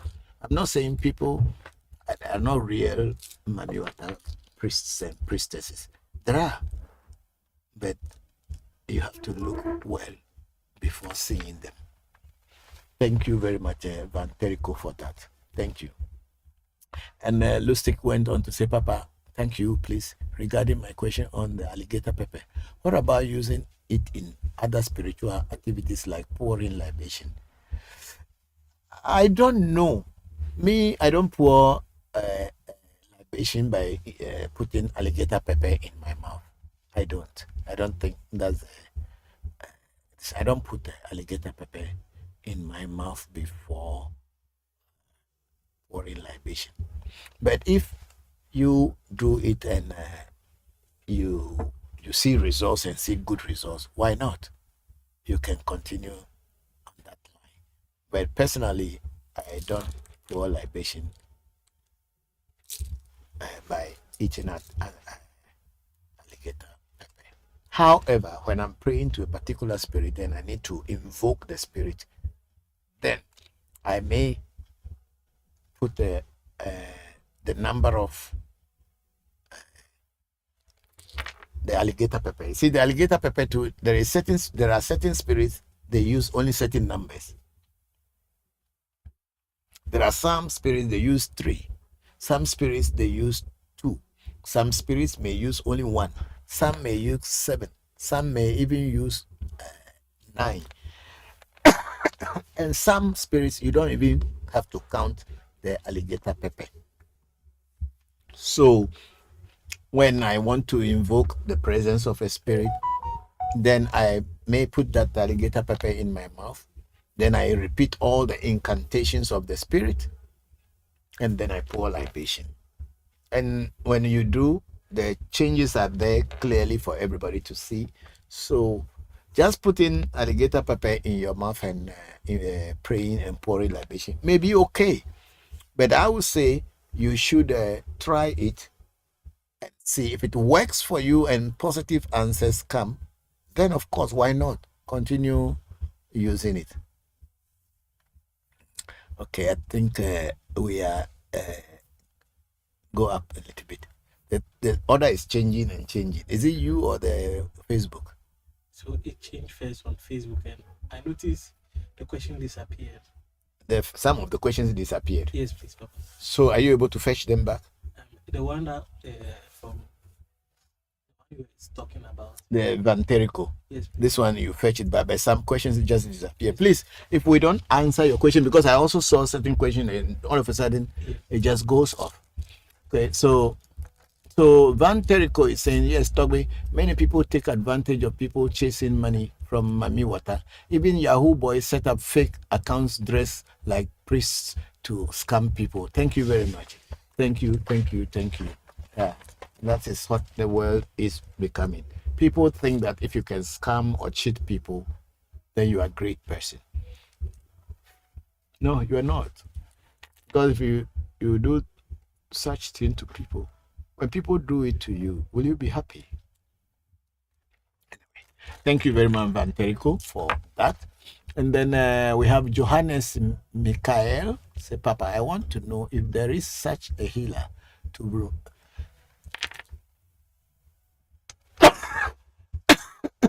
Sorry, I'm sick, but I'm just trying to put myself in order to be able to run the program for you.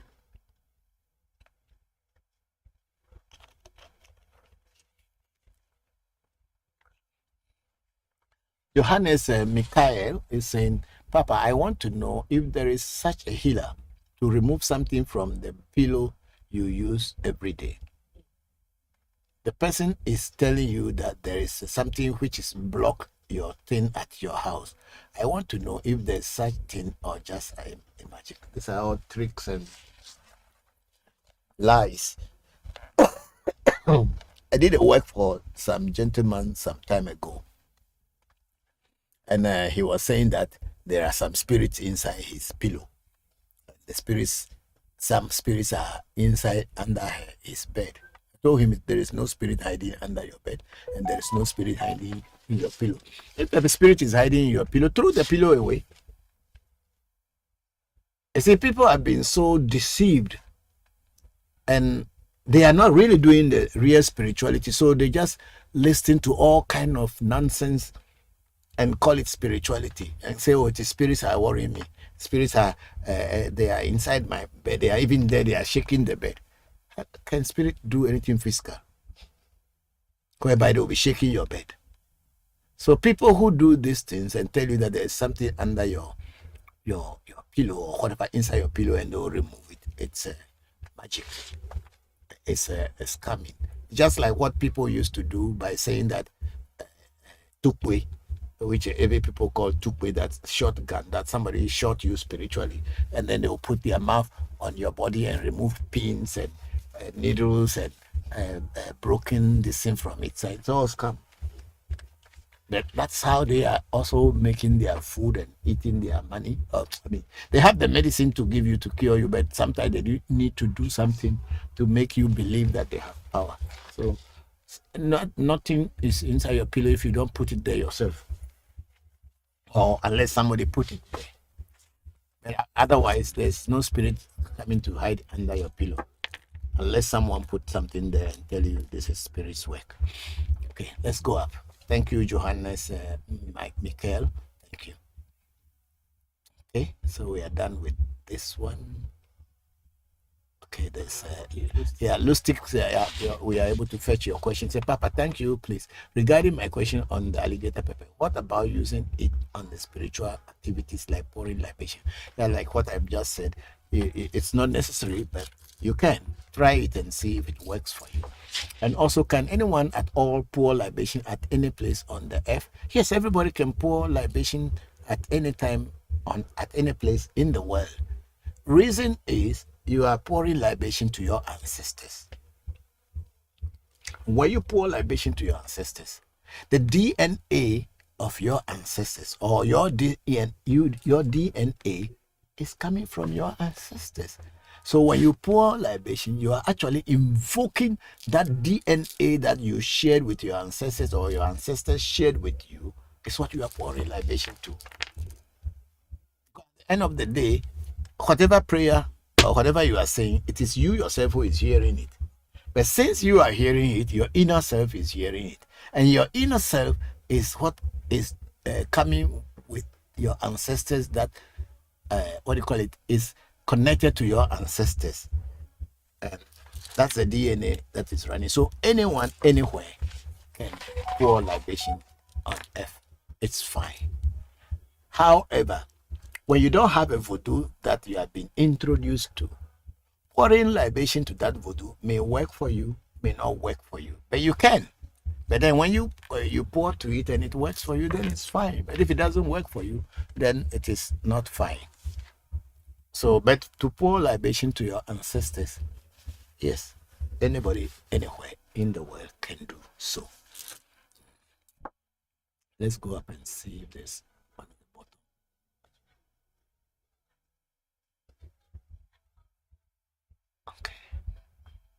Okay, we are done with here. Then Johannes Mikhail say, thanks very much, Papa, for the teaching. Please, can you assist me with your WhatsApp number? Okay, Johannes, when you go into our profile, Revolution Voodoo Education, African Magic Temple, either on Facebook, TikTok, YouTube, we have our numbers in there. WhatsApp numbers are all in there. Even it's on the screen here. You can get a WhatsApp on it, or you can get to us and we will answer you. Thank you very much, Johannes Michael. Now I am answering hard questions and telling you the naked truth that a lot of people will not be very happy about, but that's what it is. Then we have Brenna Idubo said, that's powerful elaboration and explanation. Thanks so much, Papa. I'm humbling, grateful for your awareness you are sharing. Thank you very much, Rena. I'm grateful too. Then Dr. Henry Hansen said, nice studio. It will help with the soundproof. Yes, that's the reason why we have created the studio. Even though there's still some sound coming, we will work on it until the sound is totally eliminated from the outside. Thank you very much for that comment. And then we have Johannes Michael again. Say, Papa, there's things of is. Okay, that's what we have. You have to like it. We have already answered that one. It's not okay. And then, Papa, don't guess. We need you. Okay, thank you, Dr. Henry's answer. Thank you. Yes, I'm trying to get myself well. I'm taking medications and I'm also praying that I will be well soon. Thank you all. Then Mike Thomas, Papa, what happens when one violates a fat taboo? Does the person have to do sacrifice or give offerings? It depends on when you say taboo. If there are certain taboos that when you violate them, you have the consequences. So supposing let's use a sample that you are not supposed to sleep with somebody's wife, which is one of the rules of spirituality in general. Means knowingly, you know that this is somebody's woman.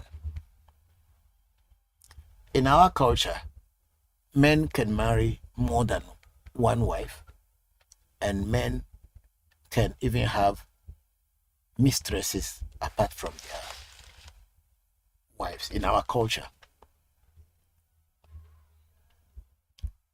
So that's why you see some Bokor or Afa priests or who know, they may have more than one wives.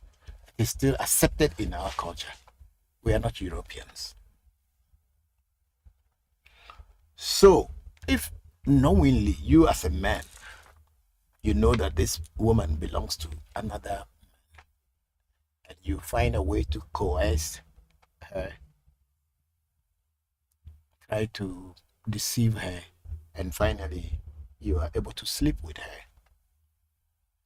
it is against the rules of our tradition. Sometimes it is not you who will coerce the woman, but it is the woman who will find every way to make you to sleep with her. Even so, it is against our tradition. So if you knowingly get in this kind of situation, you must quickly tell Afa that this is what I have done. This is what has happened to me. So what should I do? If you are going to punish me, what should I do? What kind of punishment? Make the punishment so that it is not more than what I can handle. Afa will tell you, and Afa will guide you. You will definitely be punished. It's just like you did something bad. You committed a crime, and you have been arrested, and you are been allocated a lawyer, or you take a lawyer to defend you. You must tell your lawyer the truth, whatever you have done, and the lawyer knows what you have done, but then he's going to find a way to defend you. So it is in Afa. So when you have broken any taboo, you must quickly tell your Fa that this is what has happened to you, and you are asking for punishment, but the punishment should not be more than you can carry. Because why I say you ask for punishment is that nature doesn't forgive. It's only in religion they tell you that God forgive you for the wrong things you do. Nature does not forgive. You cannot hurt someone and think that you go to church or you go to somewhere and they just forgive you there. They tell you that you are forgiven. What about the person you hurt? What about the person's pains? Is God going to go and tell the person to be okay? It is you who have to go and apologize to that person and tell the person that I am sorry. And if the person's heart cools down and accept your apology, then you are free. But to think that you do something bad here and go somewhere else and go and ask for forgiveness, it does not exist. Nature doesn't forgive. So learn this. So when you are going to take an action, be prepared and be ready for the reaction. Once you are ready for the reaction, nature understands that you committed that, you took that action voluntarily. So when the reaction is coming to, you must accept it completely. Thank you, Mike Thomas, for that question.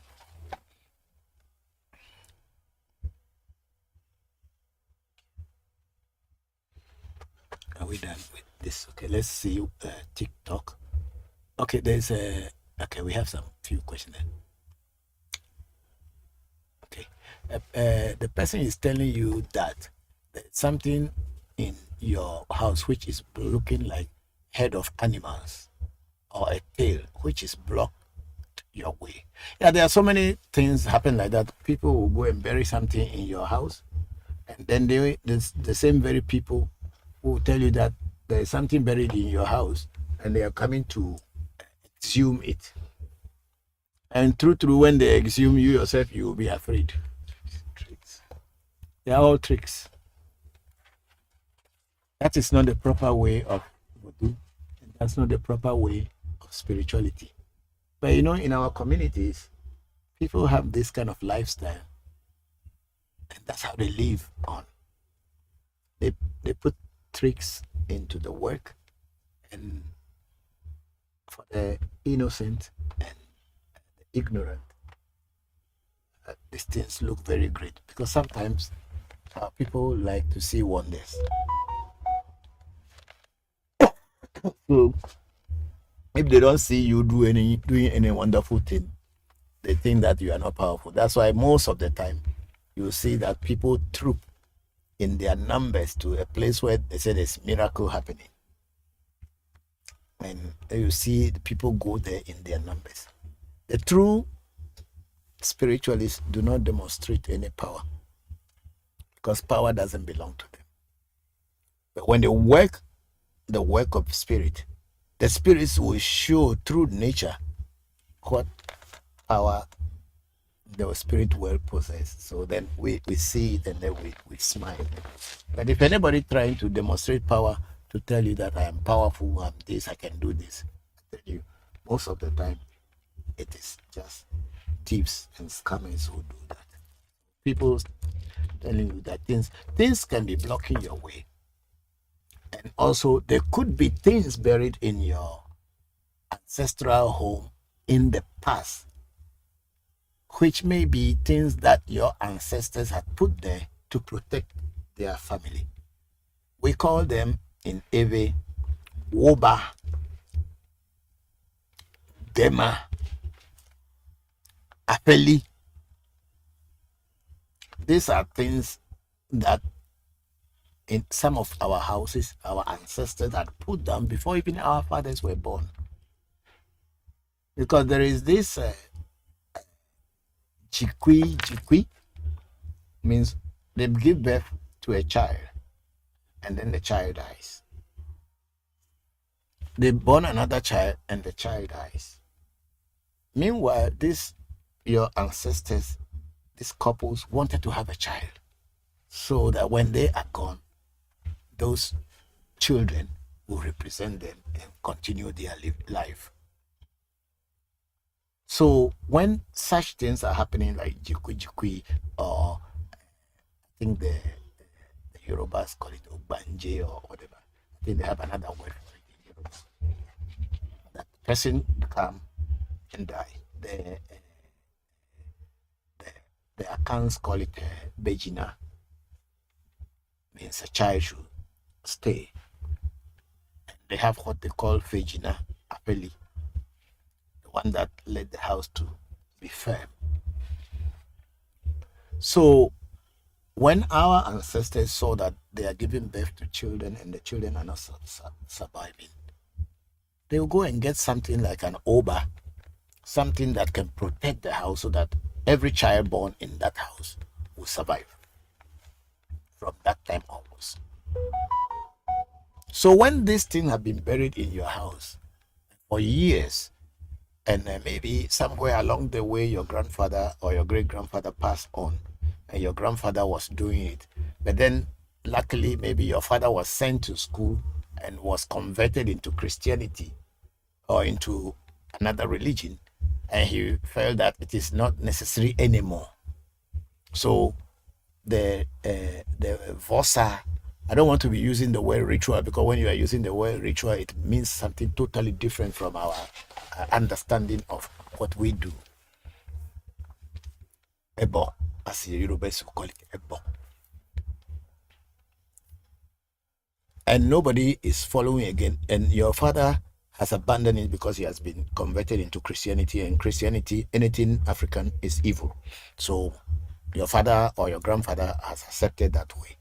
Then you people have been born in the same house. Now the family has progressed. Children are alive. This thing that has been planted there It's supposed to be protecting the house. But for generations, nobody is feeding it. Nobody is giving it water. Nobody is giving it drink. Nobody is giving it food. Mind you, when you create a spirit or you bring a spirit to work with you, you make sure you feed the spirit. You make sure you give water to the spirit. You make sure you give drink to the spirit for those spirits that drink. So when these things are not done, after some time,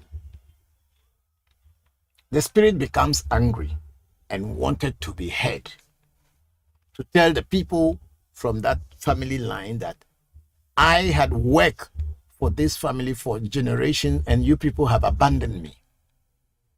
What does it do? It will be blocking your ways, blocking people's ways. When opportunities are coming, it will block it.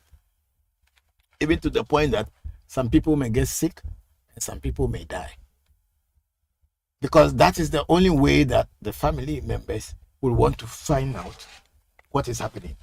Then they will hear about that particular energy that has been protecting the family for generations. In this way, it is not supposed to be exhumed. Yes, it is a spirit that is blocking the ways. But why is it blocking the ways? Because it has not been attended to and it has been abandoned. And that's the only way it can make people to be aware of its presence. So you may go to a spiritual person for consultation and so there's a spirit in the house that is blocking your chances. A good reader, a good traditional spiritualist would tell you what that spirit is, because the spirit is going to, once it appears in the reading, the spirit is going to tell the person the reason why it is doing so. So a good spiritual consultant should be able to tell you that, oh, there is a spirit, but this is the reason why it's doing so. So you people do this, do that, so that the spirit will feel comfortable and nothing like that will happen again. Because even if they assume the spirit from the house or whatever has been planted there as a spirit, it is not gone. It's still in the house because spirits, they don't die. So that thing that has been set up as its vessel for it to be able to connect will be taken away, but the spirit will be there because it has lived there for long. So the whole place is its own. So even if they assume it and throw it away or put any anointing water or anointing oil or set it fire, the spirit is not going to die. It's still there and it's going to be haunting you people again. So the best way is to find out what does the spirit that is blocking your way want. And once you identify what the spirit wants and you do it, your doors will open. Everybody's doors will open and opportunities will start coming again. Because the purpose of that spirit is to protect and defend the house. Thank you very much, Johannes Mikai. And the Lustig said, Papa, thank you very much for your time. Please, is it possible that the oracle can accept your sacrifice and choose not to work for you? No. That's why when I listen to people that the oracle, they say that the oracle has accepted their work, but afar is blocking, it's blocking their way because they have not been initiated. It never happened in every afar. As far as I am concerned, the things I have done, if someone tell you that the work has been done for you, but the work is not going on well because Ifa or Afa has blocked you because you were not initiated. It does not happen very often in every Afa.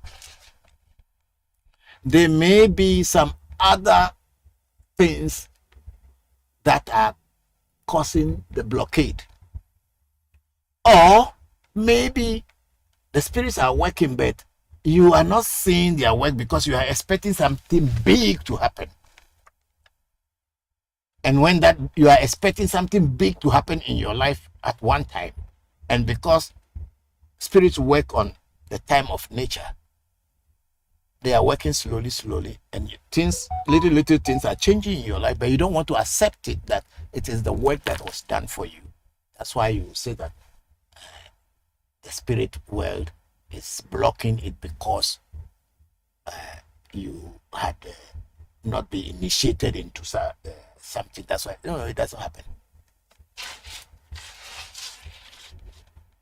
When the spirit accepts your offer, it has to work. If there are other issues that were not identified at the time of the first reading, that is the reason why when a vosa is done for you, and after some time you are not seeing any changes, you must consult your spiritualist, the person who did the vosa for you. That, oh, so far I haven't seen any changes, or I have not seen any major changes. Then your spiritualist will now do a subsequent reading to find out why is it that this vosa was done but changes are not coming, and whatever is blocking or not creating the chance will appear in that second reading, and then when it is treated, the doors will open and everything. But to say the spirit world or Afa is blocking, or Ifa is blocking the way because you have not been initiated into Ifa, that's why they are holding on to your this. I have never heard it very much, but people complain about it. But from my experience, when you do rituals or do vosa for a spirit, if you follow the directions properly, the results might come. And if it is not coming, then you must do a subsequent reading to be able to know what is actually happening. Take, for instance, we do feeding of witches. And when we do, we use certain oils to do the ritual. Sometimes the witch that is actually attacking you, the particular food that it wants is not among the food that were served. So that witch hasn't eaten. So you will be doing everything. You know that the vosa was done for you, but you are not seeing, or sacrifice was done for you, but you are not seeing. There must be something that is happening. There's a witch that didn't eat, and the witch is still against you. So when this happened, we will do another witch's ritual again, and this time we will add almost everything that we know that they accept. Supposing the witches don't eat palm oil, and coconut oil is what the witch eats, then you must add coconut oil. If it is a palm kernel oil that the witch eats, that's what you must add. So when you do a ritual, or you do a sacrifice, or you do a vosa, and you are not seeing the results, talk to your Bokor or your teacher, the person who has done this, and tell them this is the situation. And I believe very strongly that when they do the second or subsequent reading, the things that are blocking you will come out. But I don't think Afa is the one who will block that, because you have not been initiated into Afa or Ifa. That's why things are blocking. And it is not something you have to keep for so long, over a year, before telling your Bokor that things have not been working. After 90 days, you should start complaining to your Bokor or to your priest that these things. When I say 90 days, I'm talking about after 3 months. You must start telling your spiritual teacher that the ritual you did for me, the vosa you did for me, I've not realized everything. So what is going on? And a good priest will accept what you have said and do a reading for you again. And that reading, they will be able to find out what is blocking the way. And then when the necessary vosa is done, answers or solutions come. So Lustig, this is what I know. So that choose not to work for you like the way the fowl will open its wing. Now, if the fowl doesn't fall well, the priest should be able to use another fowl. When the fowl doesn't fall well, the priest should be able to use another fowl to ask why the first fowl didn't. Because if the fowl did not fall well, it means the sacrifice has not actually been accepted. So the priest must be handy with another fowl on standby. So if the first one is not accepted, then the priest have to say, okay, I am doing it again, so tell me. And if the second one too is not accepted, then a reading must be done to find out why the spirit is not accepting the thing. There could be many problems. That's the reason why the spirit is not accepting the sacrifice. Maybe it is not what it has asked, or what it has asked is not being given the exact thing. So there are certain sacrifices, they need mouse. But maybe you think that it is a chicken which should be used because you yourself, you want to enjoy the remaining chicken. And then you use chicken. You know, if a mouse is what they wanted, it's mouse you have to use. So that's why people showed after the sacrifice. I heard someone say it's that's why I'm asking today. Thank you, or thank you to Lustig for that question. It's a very important question. I hope I have answered your question. And then we have Johannes Mikael say, I wish Ghana was close to Namibia so that I can join the school. Oh, Johannes, you say you may be far away, but you can still join the school. That's why we are here. We are here. We are here to teach. So it is, you are already part of the school. Ask important questions, and then if you want a reading to be done for you, you can be in Namibia. I have some clients in Namibia that I work for. It's only sometimes when you work for them, up to some point they start thinking that, oh, they are Christians and their family will not agree, and then they throw the thing away. And if they throw the thing away and they don't succeed, that's their problem. We have done our part. So you can always consult. You can always join this class. This is the class. We don't have it anywhere, unless when you want to have initiation, then it is not on a public this like this. But you are already in the school. Thank you very much, Johannes Mikael, for that. And then we have our sister Kadi Fisher. Papa, how can one use salt or black salt in voodoo? I don't know how black salt and salt is used in voodoo, apart from what I have thought about for using for cleansing. But if there is a voodoo that uses salt, then it is that voodoo, they have to do it in that way. But generally, voodoos are in using different voodoos use different things. And I have a voodoo that is only a pot of salt, and that is a voodoo. It has its own incantation, and when you are initiated into it, then you know how to use it. But in general, if you are not initiated into it, then you don't know how to do it. You can't do it by yourself by putting a salt down and start worshiping salt. What you can do is what I said, by putting a charcoal and salt and use it to cleanse yourself from time to time. If you want to use it every day, that's up to you. So, but then there are some voodoos that are made out of salt. And most of the time, these voodoos are for people who deal with cooking. People who have restaurants and bars and all these things. So that if they put a little bit inside their food, the food tastes so good and it attracts. Because the voodoo is supposed to attract customers. So this I know. I also have one in my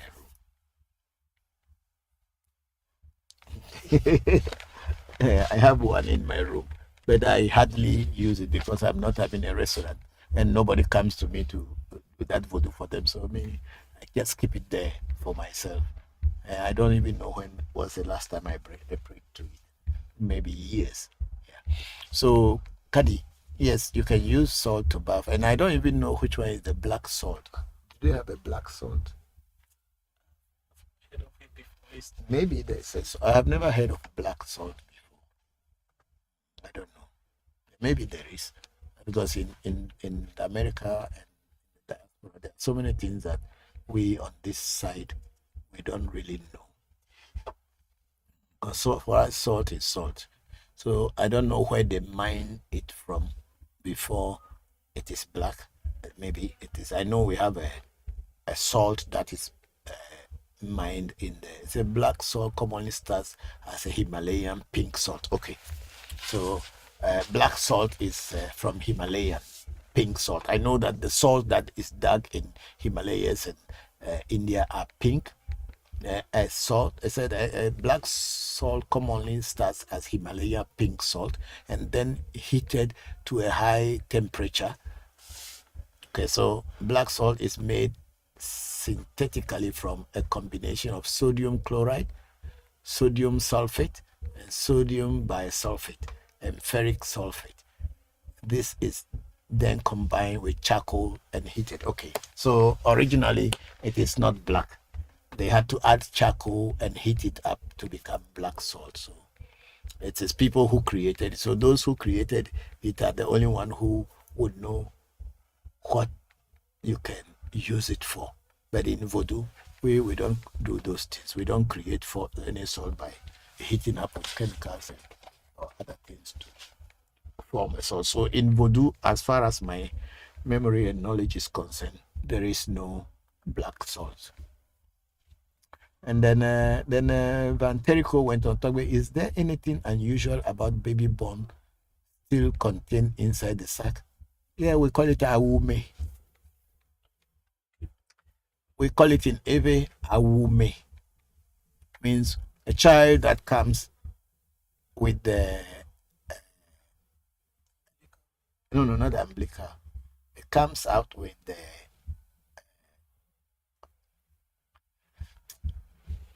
English name. When a child is born, the child will be born, but the mother will give birth to another thing, which is the afterbirth. Yeah, there's a name for it. In Ebe, we call it megbenu. Megbenu. There's a name for it in English, but I'm forgetting.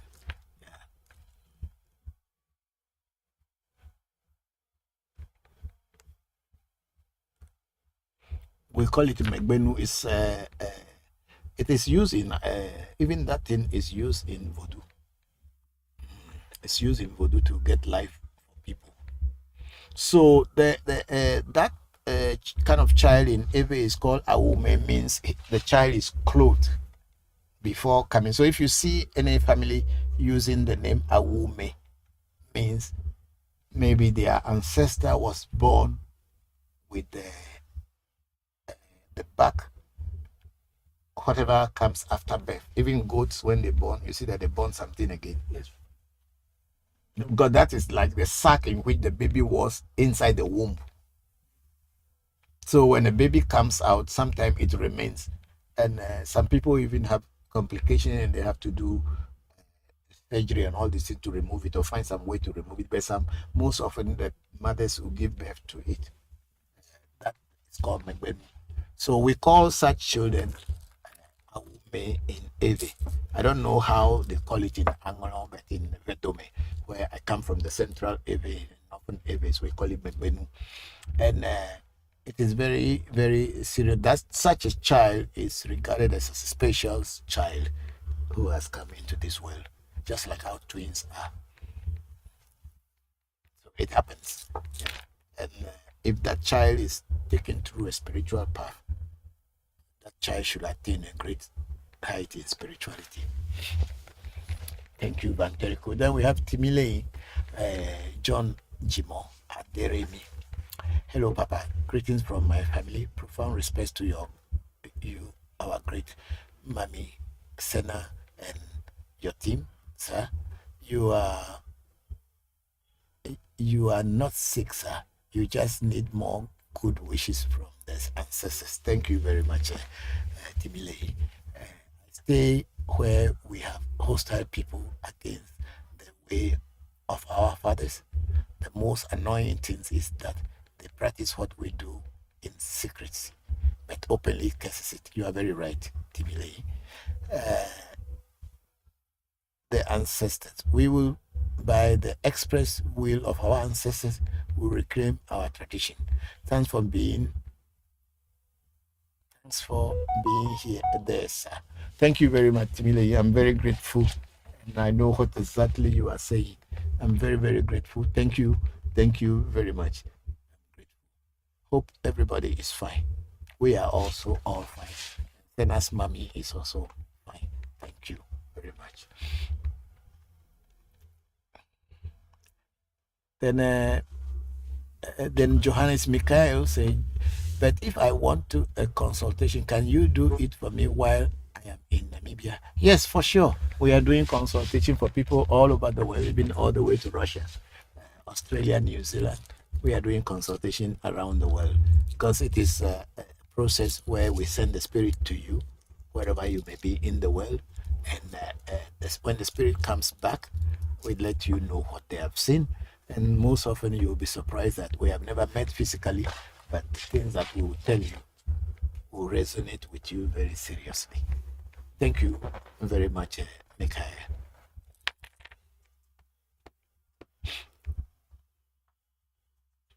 Are the people on Clubhouse still here? Please, I'm not hearing anything from you people these days. Nobody comment. Everybody just keep quiet. It's apart from Tidecaster and Zia. A lot of people do not comment. Yeah. Thank you. Thank you. Thank you. And I think we are almost at the end of our program because I have a visitor coming from the US who will be coming to finish their work. So I'll be closing very soon and attend to them if they are here. And then Timilei saying, Papa, greetings, sir. Is there any voodoo or ebo for Friday, coffee, Jimo people? Not necessarily. I don't know voodoo for Friday or coffee people, but the abochi, the mirror, the magic mirror is called Kofi. That's its name, so maybe it is a Friday thing. So Jimo means Friday born. Okay, like as in Big Jumma. Okay. I see now. Okay. So, but what I can say is when you are doing your servo or the negative destiny or bad ori, it is usually done on the day you were born. But there may be some spirits on Friday, but I only have this abochi called Kofi. That's the name, but it's a voodoo, of course. I don't know exactly what, but the ebo that can be done for you on Friday that I am very much conversant with is bad destiny. When they are trying to align your negative destiny with the positive one. That's what is done mostly on Friday. Thank you very much, Lily. Thank you very much. And then I think we are done with that. Let's go small to, okay, there is a Africa Magic Temple. We have Dr. Labi Cosmos. Most people are battling with these negative reactions, especially the diaspora. Most of them are ignorant about African spirituality and its practices. They come and go to places and they bath them, some all kind of herbs, give them beads and so on. Yet they can't even invoke the spirits they have been introduced to manifest in life. We have so much to learn. Doc, I am with you. It is happening day in, day out. I am totally with you. Yeah, people think that once the person say I am an African traditional priest and they put herbs together and bath you, means you are cleansed. Instead of them to go to the right person, they are looking for cheap things. And cheap things cost a lot. Good spiritualists are expensive. But if you want a good and quality spirituality, you should be willing to pay for it. Because when you get it, you will not buy another one again. You will meet a good spiritualist, it is expensive. I have invested all my life and my working days into these spirits. And if I tell you how much I pay for each thing I work with, you will be surprised. But I have put all my life savings in order to get them. And here I am today teaching you people, and I'm teaching you the right thing. I know. Thank you very much, Dr. Labi Cosmos. Very good. And Dr. Labi Cosmos is a spiritualist and a herbalist too. He has his products in the world. He does a lot of spiritual things, and he has gone to where they train herbalists, as in Ghana, government institution that train herbalists to be able to administer herbs to people. He has graduated and is a very respected doctor, in herbal doctor, and also a spiritualist. Thank you very much, Dr. Labi Cosmos. I'm grateful. Then we have a Timile again saying, "People, hello, Papa. Greetings from my." Okay, that we read it already. Yes. Yes, okay. Then Dr. Labi Cosmos say, "More fake people from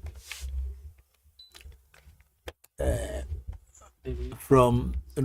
religious and scammers are now running into African spirituality just to defraud and scam innocent people, especially the diaspora. They are taking money from them in the name of community building projects." Yes, like our friend who is deceiving people, and even they are trying to, if you ask for your money, they find a way to kill you.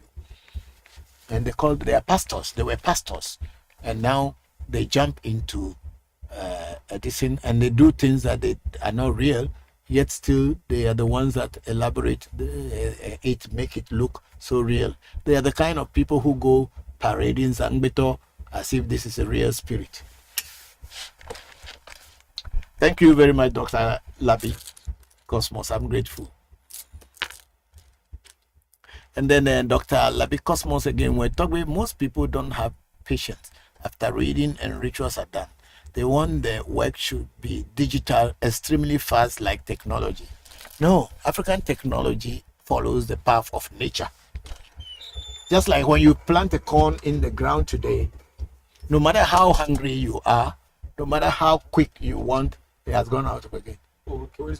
No matter how hungry you are, and no matter how quick you, what is it? Is it C charger? No, Android. Okay, then you have to put it here. Put it on this one. No matter how hungry you are, no matter how quickly you want the food to be cooked or the corn to rise, it will take the natural number of days for that corn to shoot out, or that grain of corn to shoot out of the ground. And even if it has shot out of the ground, it's not going to be ready for you that very day to eat. It will take you about 90 days before you can now go and pluck your corns and eat, and your belly will be full. Your belly will be full. So people who think that African traditional spirituality is a digital thing, that you do it today, you do Ebo today, or you do Vosa today, and then tomorrow everything start happening. No. The only good thing you may have is that sometime after the rituals are done, before the rituals will be done, when the reading is done, the spirit world now accepts your problem, and they are waiting for you to come and do the necessary things so that they can solve the problem. Sometimes the spirit world will start to solve little problems quickly within the time. Before, once they know you are preparing yourself to come and do it, they'll start solving some of the problems for you, so that you get things happening. But most of the time, it has to take its natural course to be able to materialize on the physical plane. Thank you. And then Dr. Labi Cosmos said the name I will make for Megbenu is called placenta. Yeah, this is the word, placenta. You are a real doctor, my brother. You are a real doctor. Yeah, it's a placenta. So it's a Megbenu, as in Eve, placenta. So the placenta, sometimes some children come with the placenta. They are still inside the sac, the placenta. And that's what the Eve is called, Megbenu. Yeah. Thank you very much, Doc, for saving my day. Thank you, my brother. I'm grateful. I'm grateful. I'm grateful. Okay, so we are now on YouTube. The people had been waiting here for so long because the YouTube we are having challenges with the YouTube.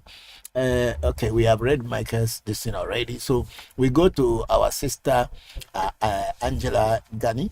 So greetings, Papa. What is your take on the term dark night of the soul? Why do you believe you are heavily tested when you start elevating your consciousness? Dark night of the soul. What is that? I'm not really sure if I do understand what you are saying.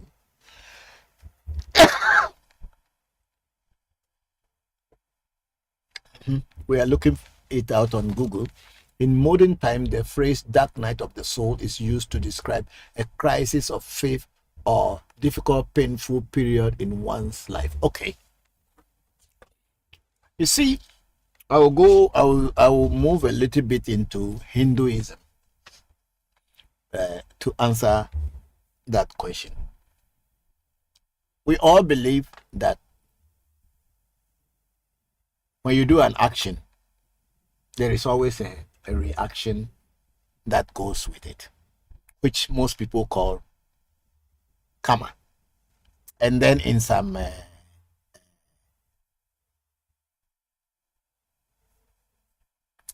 in Sanskrit, some people call it samskara.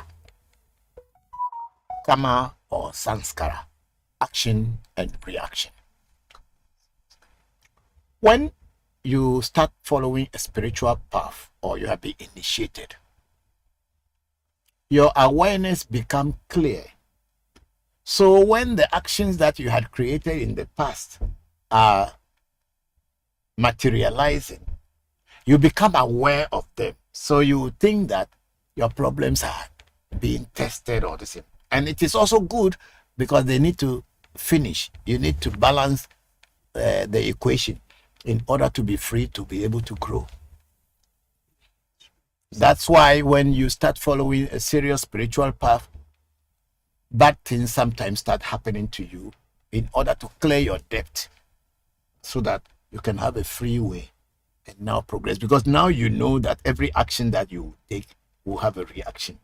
So you will be conscious and cautious of taking any action without thinking. But in the past, you just doing things, not knowing or thinking that you will be forgiven when you go and pray. But this time you know that nature doesn't forgive, so it will always come back to you. So when you are taking actions from after initiation or being introduced into something, you will begin to know. So you also see the reaction very quickly. If in case you make any bad action, the reaction comes back quickly because it needs to balance so that you can be free. Your inner self can be free. Your essence can be free from actions and their reactions. That's why that kind of thing happened. Because we do not believe in faith. We don't believe in faith. We know the reality that whatever you do, good, you get paid for good. Bad, you get paid for bad. Whatever action you take, action and reaction are equal and opposite. So it will come back to you. So it is good that when you are on a spiritual path, when you want to take any action, be very conscious and be very cautious of it, that the reaction will come. And if you think that you can handle the reaction, then go ahead and do it. And if you know that you cannot handle the reaction, then don't go and do it. With that in mind, you will progress well on spiritual path because you will not be deceiving yourself that God is going to forgive you even if you have done something wrong to another person. Thank you very much, Angela Gani, for that question. Then we have Juliet A. Say, greetings, Papa and AMT. If you learn that an ancestor was not very good person, are they still able to create problems or negativity in others? Yes, if some ancestors are ancestors, they are dead physically, but they are spiritually, they are still active. But before they can create any problem for others, then somebody probably is awakening them. Someone is directing them to create problem. That's what I know. How does one bring peace to that ancestor and move on? What you do is you have to do a reading to find a way how to stop that ancestor from interfering into your life. But by the ancestor by himself or by herself won't be able to do anything to you if nobody has invoked its presence. Unless people have invoked it against another person, then they do. Let me take one question from Zia on Clubhouse. Say, yes, we are here. This was a good program. Oh, thank you very much, Zia. Thank you very much for that. And then we have a Yatande. Greetings, Papa, and the AMT family. Thank you for speaking on the differences between religion and spirituality. This is so important to hear another alternative, especially in the black culture. Thank you very much, Yatande. Yes, of course, spirituality is different from religion. A lot of people are confusing the two, especially in the diaspora, where people think that traditional African spirituality is a worshipping method that you have to worship. People put beads on their neck without even getting initiated, and they say they belong to this Shango, they belong to Yamaya, they belong to that, without really going through the normal process of initiation. How can you know what spirit is your head spirit when you are not initiated? Thank you very much. And Yatande went on, I'm proud to say that I have benefited from your work. Thank you very much, Yatande. I remember when we worked for you. I'm very grateful for that comment. And then Angela Gani said, Papa, how many alligator pepper should we use for jokpata? 7. You use 7 alligator pepper for jokpata. Thank you very much, Angela. And then we have holistica.org. That is Efia there. Greetings, Papa. I hope you are feeling better now. Yes, Efia, I am feeling good. And how are you? How is Elvis? Hope you are all fine. Thank you very much. Then we have SB saying greetings, Bokor and AMT. Thank you, SB. I'm very grateful. Then holistic.org says, Baba, is it possible to treat cataract with voodoo? It can only be treated with herbal medicine. But a lot of the people who are herbalists are also spiritualists. They will consult their voodoo and ask questions what to do and which particular herbs to use. If it is within their medicine, they will they will tell you. And if they cannot, they will tell you they cannot. But in voodoo, everything is possible if only the person who is going to do the work will consult the voodoo to know what to do. Consultation is very, very important in our work. If you don't consult, you are just a human being like anybody else. You may have some idea, you may have some knowledge, but it is through consultation that we know what exactly is happening and how we can treat it. Thank you very much, holistica.org, if you are there. And then we have Michael James. He says it's called premature baby Baba in United States of America to answer her question. Okay, thank you very much. Thank you. I'm very grateful for that, Michael. Then we have Timmy Nyambis, always teaching good, Papa. Thank you, Timmy. I'm grateful. And Timmy went on to say, you are right, Papa. African tradition spirituality does not work like technology. Thank you. Let me take some listens from TikTok and then close today's section. The Computer has freeze. Yes. Wow. What do we do?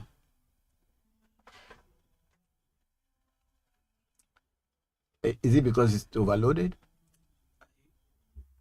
Or there's no power? There's power. Wow. People on TikTok and everybody, our computer that we are using to change the screen and all this, it has frozen, and nothing is happening. Why won't you put it off and start?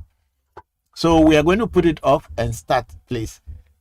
Otherwise, we will not be able to do anything.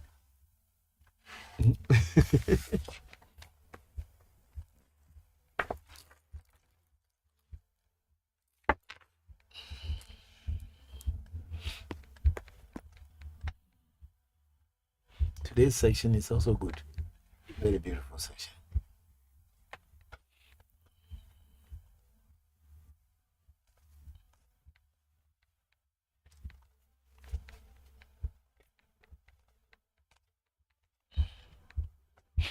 This one also has frozen. So when you do yours, it's also, I think it has frozen too. The iPad too has frozen. That's gone somewhere.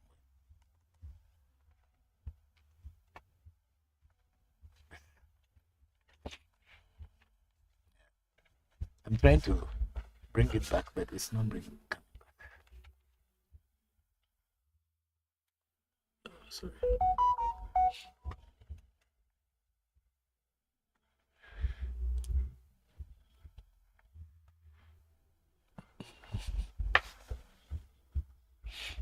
Sorry. Okay, Senyo had said good afternoon there before. Update. Sorry. It's an update, yeah. The update. The computer. Okay, so anyway, people on TikTok and people on what do you call it? Facebook. Facebook, you can still be asking questions and sending your question. You can still see me and also hear me. Is right? Yes, please, ma'am. You can still see me and hear me. So please still post your questions so that when the computer finish updating, we will go back to the screen. I can read your questions. Try to give you some answers to them.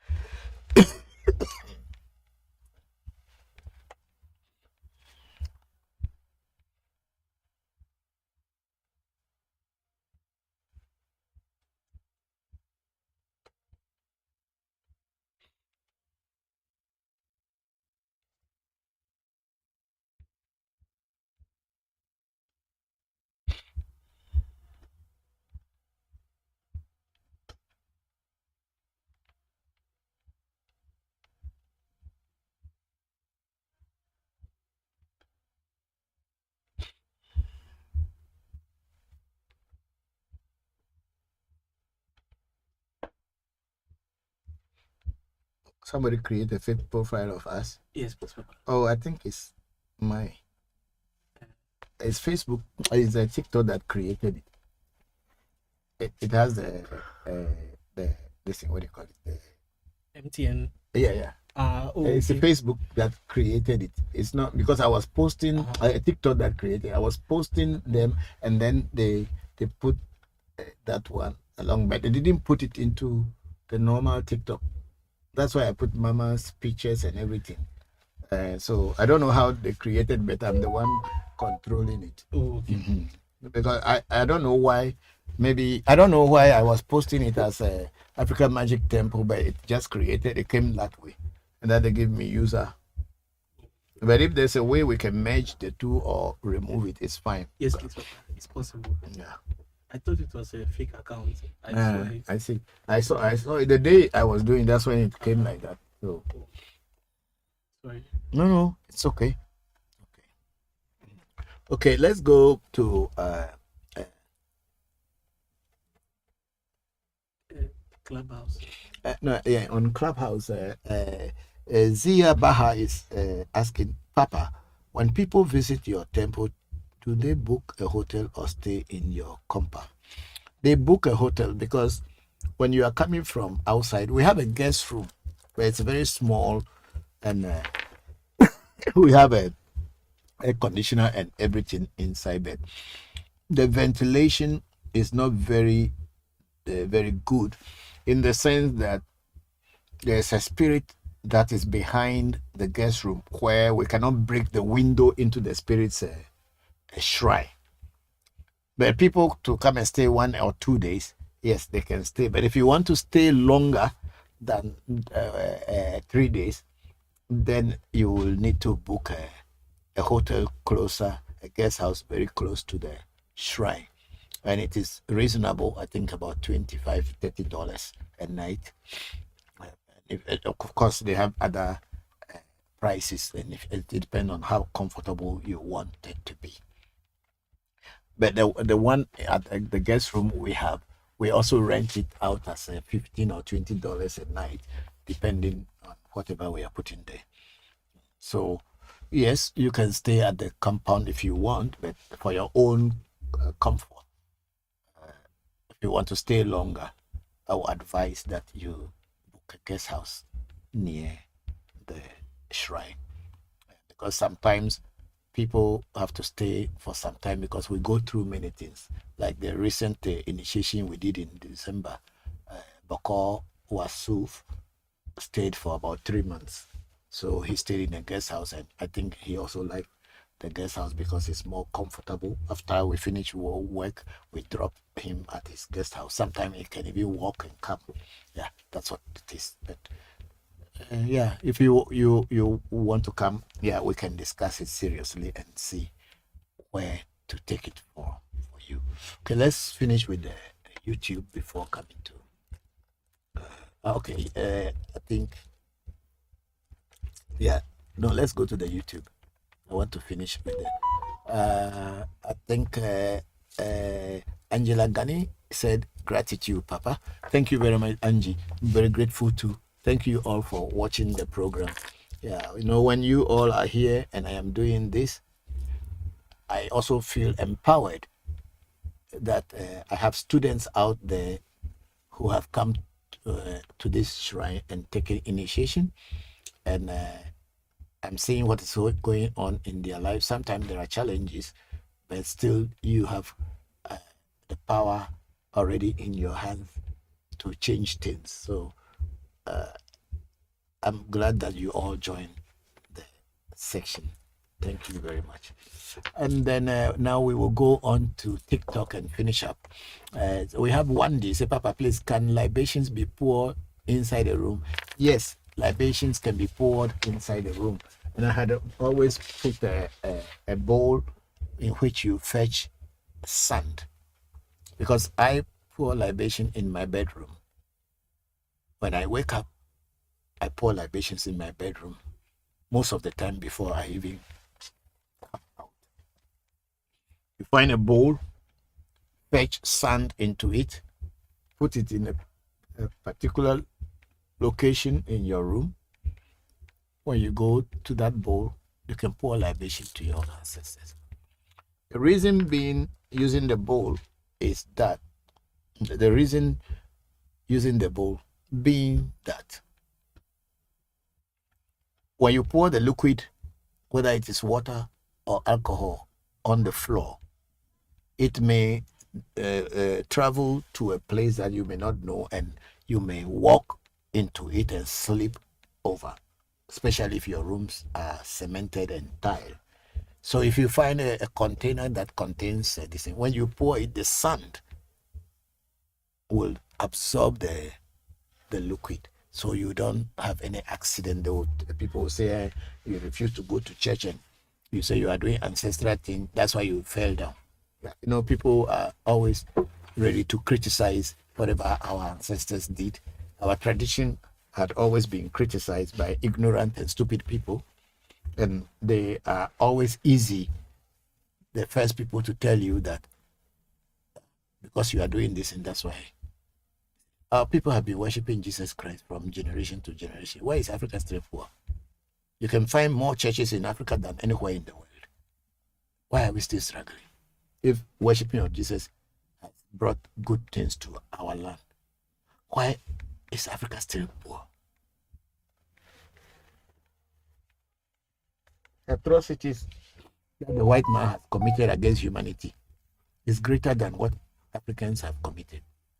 Yet still, see how Europeans are progressing. See how other parts of the world people are progressive. And your own, they will tell you your ancestors have done something bad.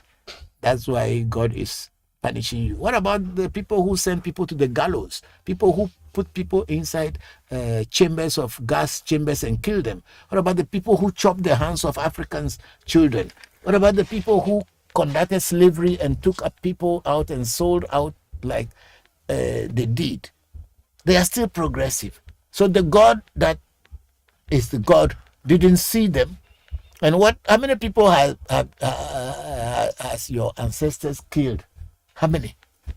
Because they are practicing voodoo, they kill chicken, they kill goat.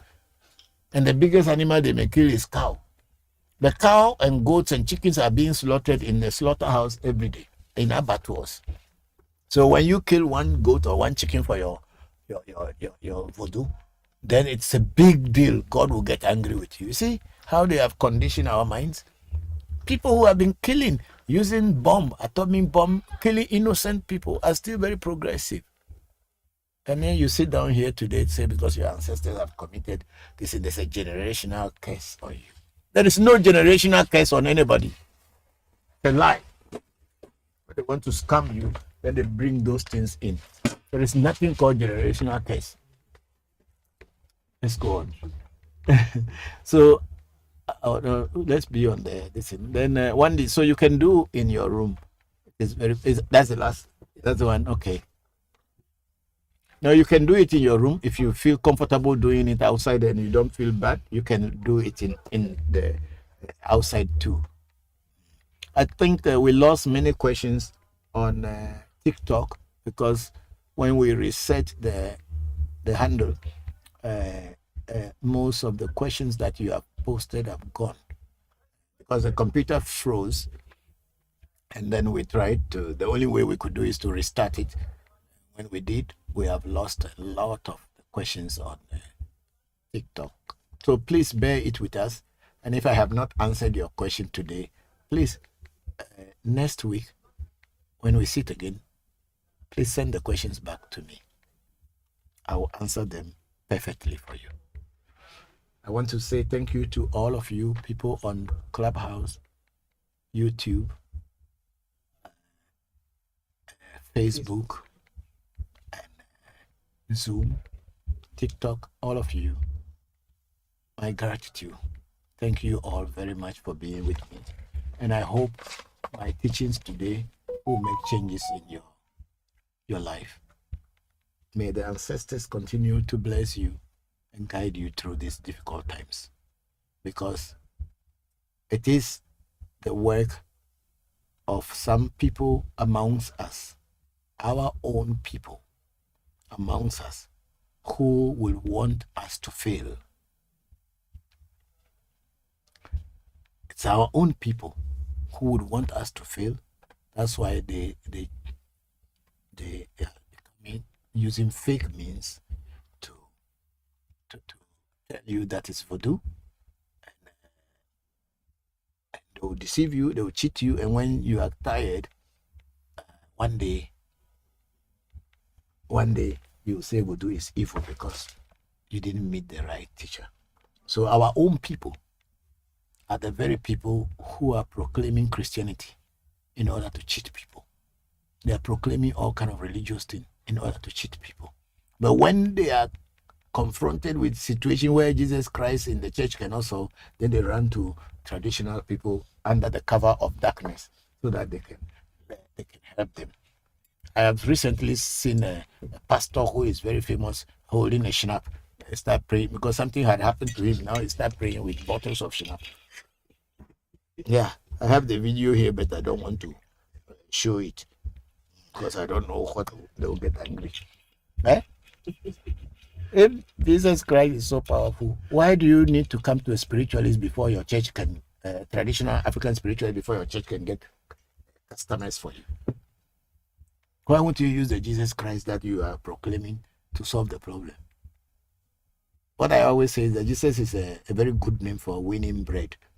If you are looking for bread, just call the name. You will eat. Because there are so many people who are so hungry looking for a that solution in their life. So when you use that name, that this name can help you, a lot of people will run there.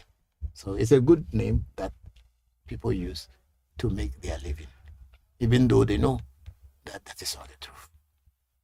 Thank you all, everybody.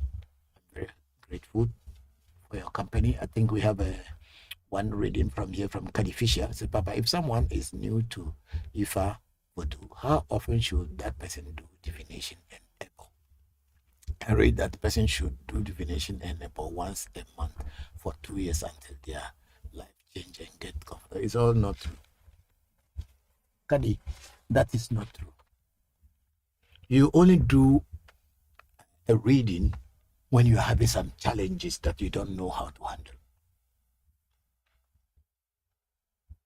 And if you don't know how to handle that challenge, the only way is to ask the spirit well, ask Afa or ask Voodoo to know what is going on. Then they give you direction.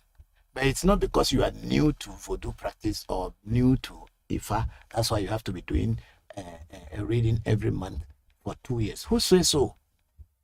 It is not true. You do reading, even if you have to do reading every day, you can. That is depending on the situation in which you are and you are not feeling comfortable. And if something is confronting you and you cannot find reasons and understanding to that thing, then you do a reading. And then with reading comes Ebo or comes with a Vosa. That's all that it is. So it is not like this is going to turn off in 5 minutes here.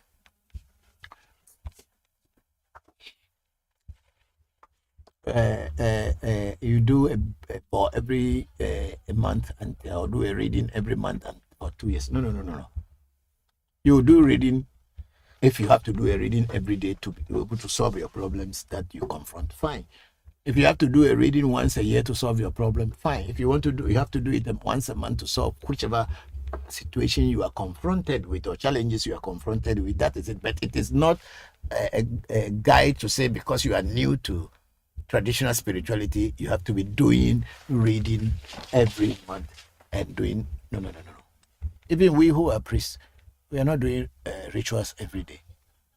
If we are confronted with something, then we do reading, then we do ritual. We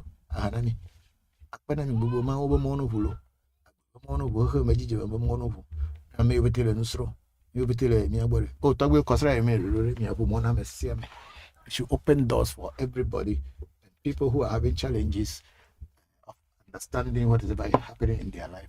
May the ancestors and the spirits of nature open their doors and their eyes and clear the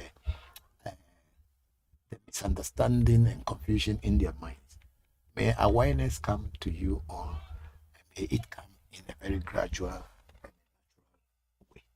Thank you all. And Timileyin, brother, is the last person I will read your question. Say, Papa, I need prayers for my Uno, who has joined the ancestors. The wife younger and the kids need support materially, but I'm not buoyant enough financially. Please pray for them and me to have breakthrough so I can help them. Okay, thank you very much, Timile. And what is your Huno's name? Because if I'm going to pray to a Huno, I must know his name. And then it is that name upon which I can talk, and then the spirit world will know what I'm saying. But if I just say a Huno, it's just a name, a title, and nobody bears that name. It is only a title for someone who is a spiritualist. So, Timile, you can send the name either here or send it to me on my WhatsApp, and I'll pray. Hello, Papa. Yeah, Shamba. Yeah. How are you, Papa? I am putting body and soul together. I'm not that great, but yes. I'm okay. Yes, Papa. Well, I hope you feel better. Yes. Things should Thank go you. well. Thank you, Shamba. For you. How was your gig yesterday? Oh, it was good, Papa. I'm actually just getting home today. Okay. So everything went well. Even people were, they felt it. So they felt the energy. It was a good time. Okay. Everything Thank you. great. Thank you. Thank you. I'm glad. I'm happy to hear that. Thank you very much. My regards to your mom and your dad. Yes, thank you, Papa. My mom, she's here. Oh, Hey, Brother hello. Christopher, how are you? I'm fine. How are you too? I'm doing fantastic. We It's thank good God. hearing your voice. Can't Thank you. wait to see you and meet you. Thank you. Thank you. I'm here. I'm here. So anytime, anytime, Yes, anytime sir. I'm I'm here. working on it. Okay. Thank you very much. I'm very grateful. Thank you. I'm happy to Yes, hear sir. that you are doing well. Thank you very much. Thank you. Yeah. Okay, Shamba, we'll talk again. Okay, Papa. Okay. Thank you. Okay. Bye.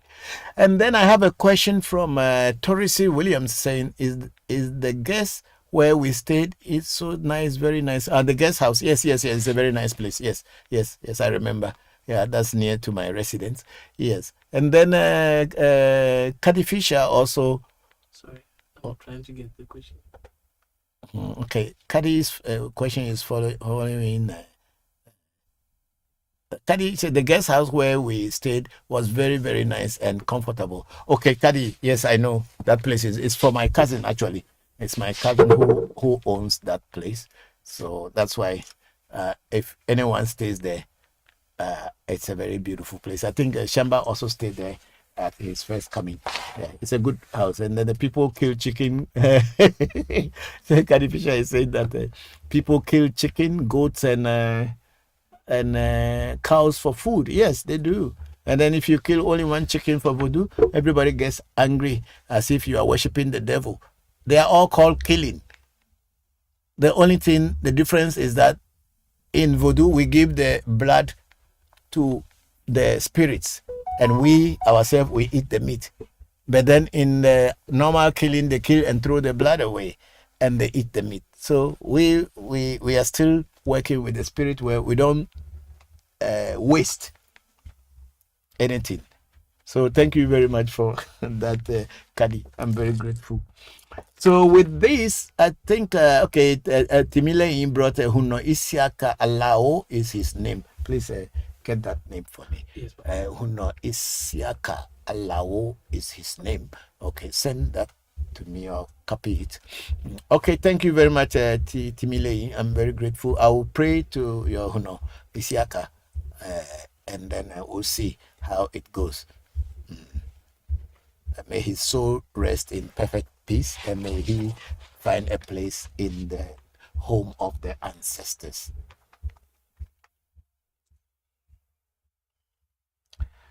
Oh, may the ancestors bless all of you, and may they create a very good and successful week for all of you. Thank you all, and I will call today. We have even done up to 7 o'clock. Usually we are 6 o'clock, 6:30. Now we did up to 7 p.m. I'm grateful to all of you. Thank you all, and all of you. Thank you all on Clubhouse, Facebook, YouTube, TikTok, and also on Zoom. I'm grateful. Bye-bye for today.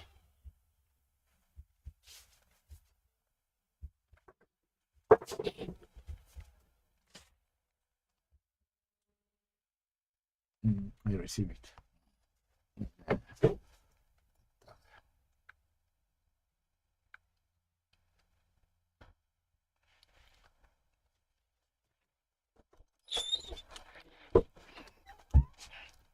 Yeah, thank you very much, Zia. See you again next week. I'm grateful.